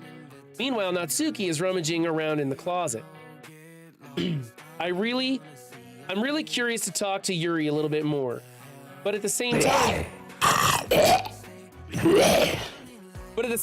I would feel bad for distracting her from reading. I catch a glimpse of the cover of her book. It looks like the same book that she lent me. More than that, she seems to be on the first few pages. Crap. I think she noticed me looking at her. She sneaks another glance at me, and our eyes meet for a split second. But that only makes her hide her face deeper in her book. Sorry, I was just spacing out. I mutter this, sensing I made her uncomfortable. Oh? It's fine. If I was focused, then I probably wouldn't have noticed in the first place, but I'm just rereading this bit. That's the book, blah, blah, blah. We've been through this before. Let's get to something here. I mean, I just happened to buy 2 of them. Ah, I see. There's something fairly obvious here that Yuri isn't telling me, but I decided to let it go. I'll definitely start reading it soon. I'm glad to hear. Once it starts picking up, you might have a hard time putting it down. It's a very engaging and relatable story. Is that so? What's the story about anyway? Well, I look at the cover of the book. The book is titled Portrait of Markov. There's an ominous-looking eye symbol on the front cover. Basically, it's about this religious camp that was turned into a human experiment prison. And the people trapped there have this trait that turns them into killing machines that lust for blood. See why I like Yuri. She gets me. She gets me. But the facility gets even worse, and they start selectively breeding people by cutting off their limbs and affixing them to, oh, that might be a little much, a bit of a spoiler. But anyway, I'm really into it. Yeah, I want to read this book too. Not the thing about the limbs. That's kind of dark, isn't it? Yuri made it sound like it was going to be a nice story, so that dark turn came from nowhere. Are you not a fan of that sort of thing, Round 7? No, it's not that. I mean, I can definitely enjoy these kinds of stories, so don't worry. I hope so. Yeah, I totally forgot that Yuri is into those things. She's so shy and reclusive on the outside, but her mind seems to be completely different. It's just that this kind of story, it's the kind that challenges you to look at life from a strange new perspective. When horrible things happen, not just because... What? Hold on. When horrible things happen, not just because someone wants to be evil, but because the world is full of horrible people and we're all worthless anyway? That's a weird, look at the weird answer there. What? It says, then suddenly... What's going on here? I'm rambling, aren't I? Not again. I'm so sorry. Hey, don't apologize. I haven't lost interest or anything. Well, I guess it's all right then, but I feel like I shouldn't let you know what I have. I should let you know that I have this problem. When I let things like books and writings fill my thoughts. What? What was that? It says, it doesn't, there was a glitched out one. It won't even say it in the history. I kind of forget to pay attention to other people. So I'm sorry if I end up saying something strange, and please stop me if I start talking too much. I really don't think you need to worry. That just means you're passionate about reading. The least I can do is listen. It's a literature club after all. That's true. In fact, I might as well get started reading it, right? Yes? I mean, you don't have to, but What are you saying? Let me just get the book. I quickly retrieve the book that I had put into my bag. All right, it's fine if I sit here, right? I slip into the seat next to Yuri's. yeah. Are you sure? You seem a little apprehensive. I'm sorry. It's not that I don't want you to, it's just something I'm not very used to. That is, reading in company with someone. I see. Well, just tell me if I end up distracting you or anything. Come on, let's get the chocolate out again. I open the book and start the prologue. I soon understand what Yuri means about reading in company. It's as if I can feel her presence over my shoulder as I read. It's not a particularly bad thing, maybe a little distracting, but the feeling is somewhat comforting. Yuri is in the corner of my eye. I realize that she's not actually looking at her own book. I glance over. It looks like she's reading from my book instead. Sorry, I was just bathing in the... What? See, it said like her feelings. I was bathing in the feeling of something and I couldn't see it. Oh, man. Yuri, you really apologize a lot, don't you? I do? I don't really mean to. Sorry. I mean, here, this should work, right? I slide my desk until it's up against Yuri's, then I hold my book more between the two of them. I suppose so. Yuri timidly closes her own copy. Once we each lean in a little bit, our shoulders are almost touching. It feels like my left arm is in the way, so instead of using my right hand to hold the book open, I guess that makes it kind of difficult to turn the page. Here.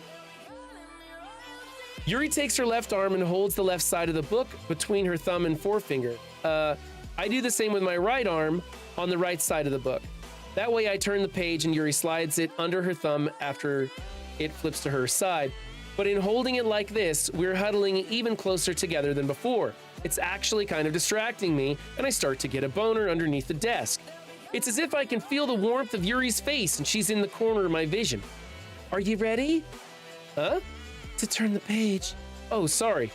I think I got a bit distracted for a second. I glance over at Yuri's face again and our eyes meet. First date idea, take Yuri to see Human Centipede. I don't know how I'll be able to keep up with her. That's okay. You're not as used to reading, right? I don't mind being patient if it takes you a bit longer. It's probably the least I can do since you've been so patient with me.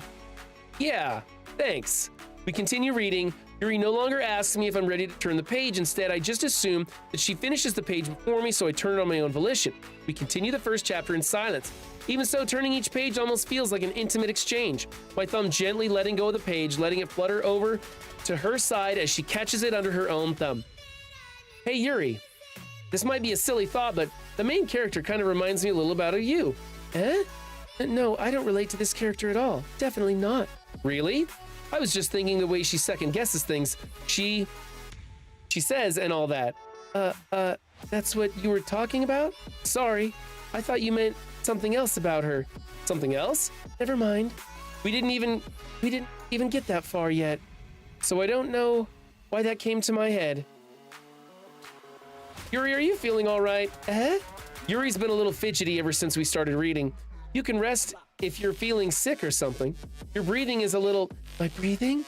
Yuri puts her hand on her chest as if to feel her heartbeat. I didn't even notice. Anyway, I'm fine. I just need some water. All right, don't push yourself. What a dumbass. This Run 7's such a dumbass. Last time through, we had her eating chocolate off of our fingertips, and now we got her walking away from the table to fetch water because we made her uncomfortable about her own breathing.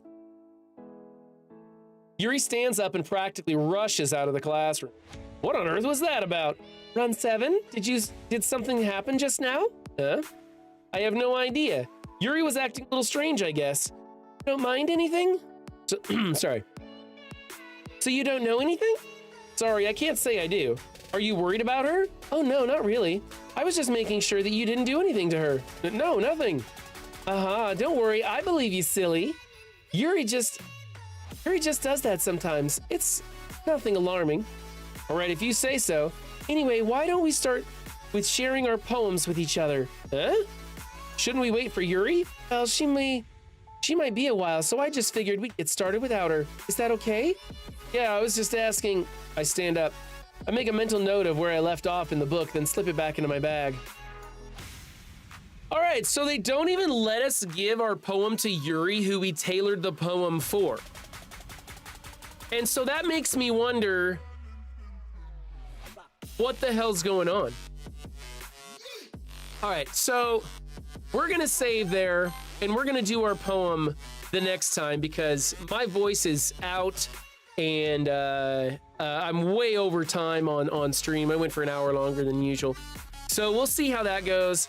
And I'll be back on Thursday. I think Thursday we'll probably try and finish up Doki Doki, see where this goes. And then Friday we'll be on Soma. And then the following week I will probably get back to Star Citizen because it'll be in the next month. I'm taking this entire month off of Star Citizen. So thank you guys for joining me. I'm gonna raid somebody else here. No one in the stream manager isn't loaded up.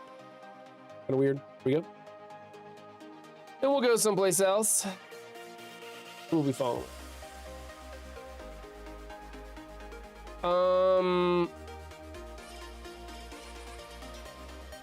Let's. Jesus. Good Lord. Okay, I'm gonna send you guys off to Time of Chaos. I like this guy. I like the way he speaks. Easy to listen to. It looks like he's doing some stuff with Star Citizen, so I might stay around and lurk and see how Star Citizen is looking, as I will be going back to Star Citizen next week. But yeah, if you want to catch me again, it'll be Thursday will be when I'm coming back. I'll be working tomorrow and Wednesday, so I won't be doing that. Anyway, I'll see you guys again later. Thank you, everybody, for showing up. It was kind of a weird time on Doki Doki, and I'm kind of liking it now. It's getting a little weird. It's just hard. I'm losing my voice trying to do all those voices. Yeah, it was in the back, and we could do sort of a mass mining thing. I don't know. Sure, we could do something like that. Oh! Run 7, you're raiding me just as I was... I mean, I was literally about to click the button to do the raid, mate. I appreciate it so much, coming in with your epic raid. Like, I don't really have any choices, right? Because I've got a really old little dog and she's crying behind me. She wants me to spend some time with her. Thank you for that follow. Wonderful D. Mate,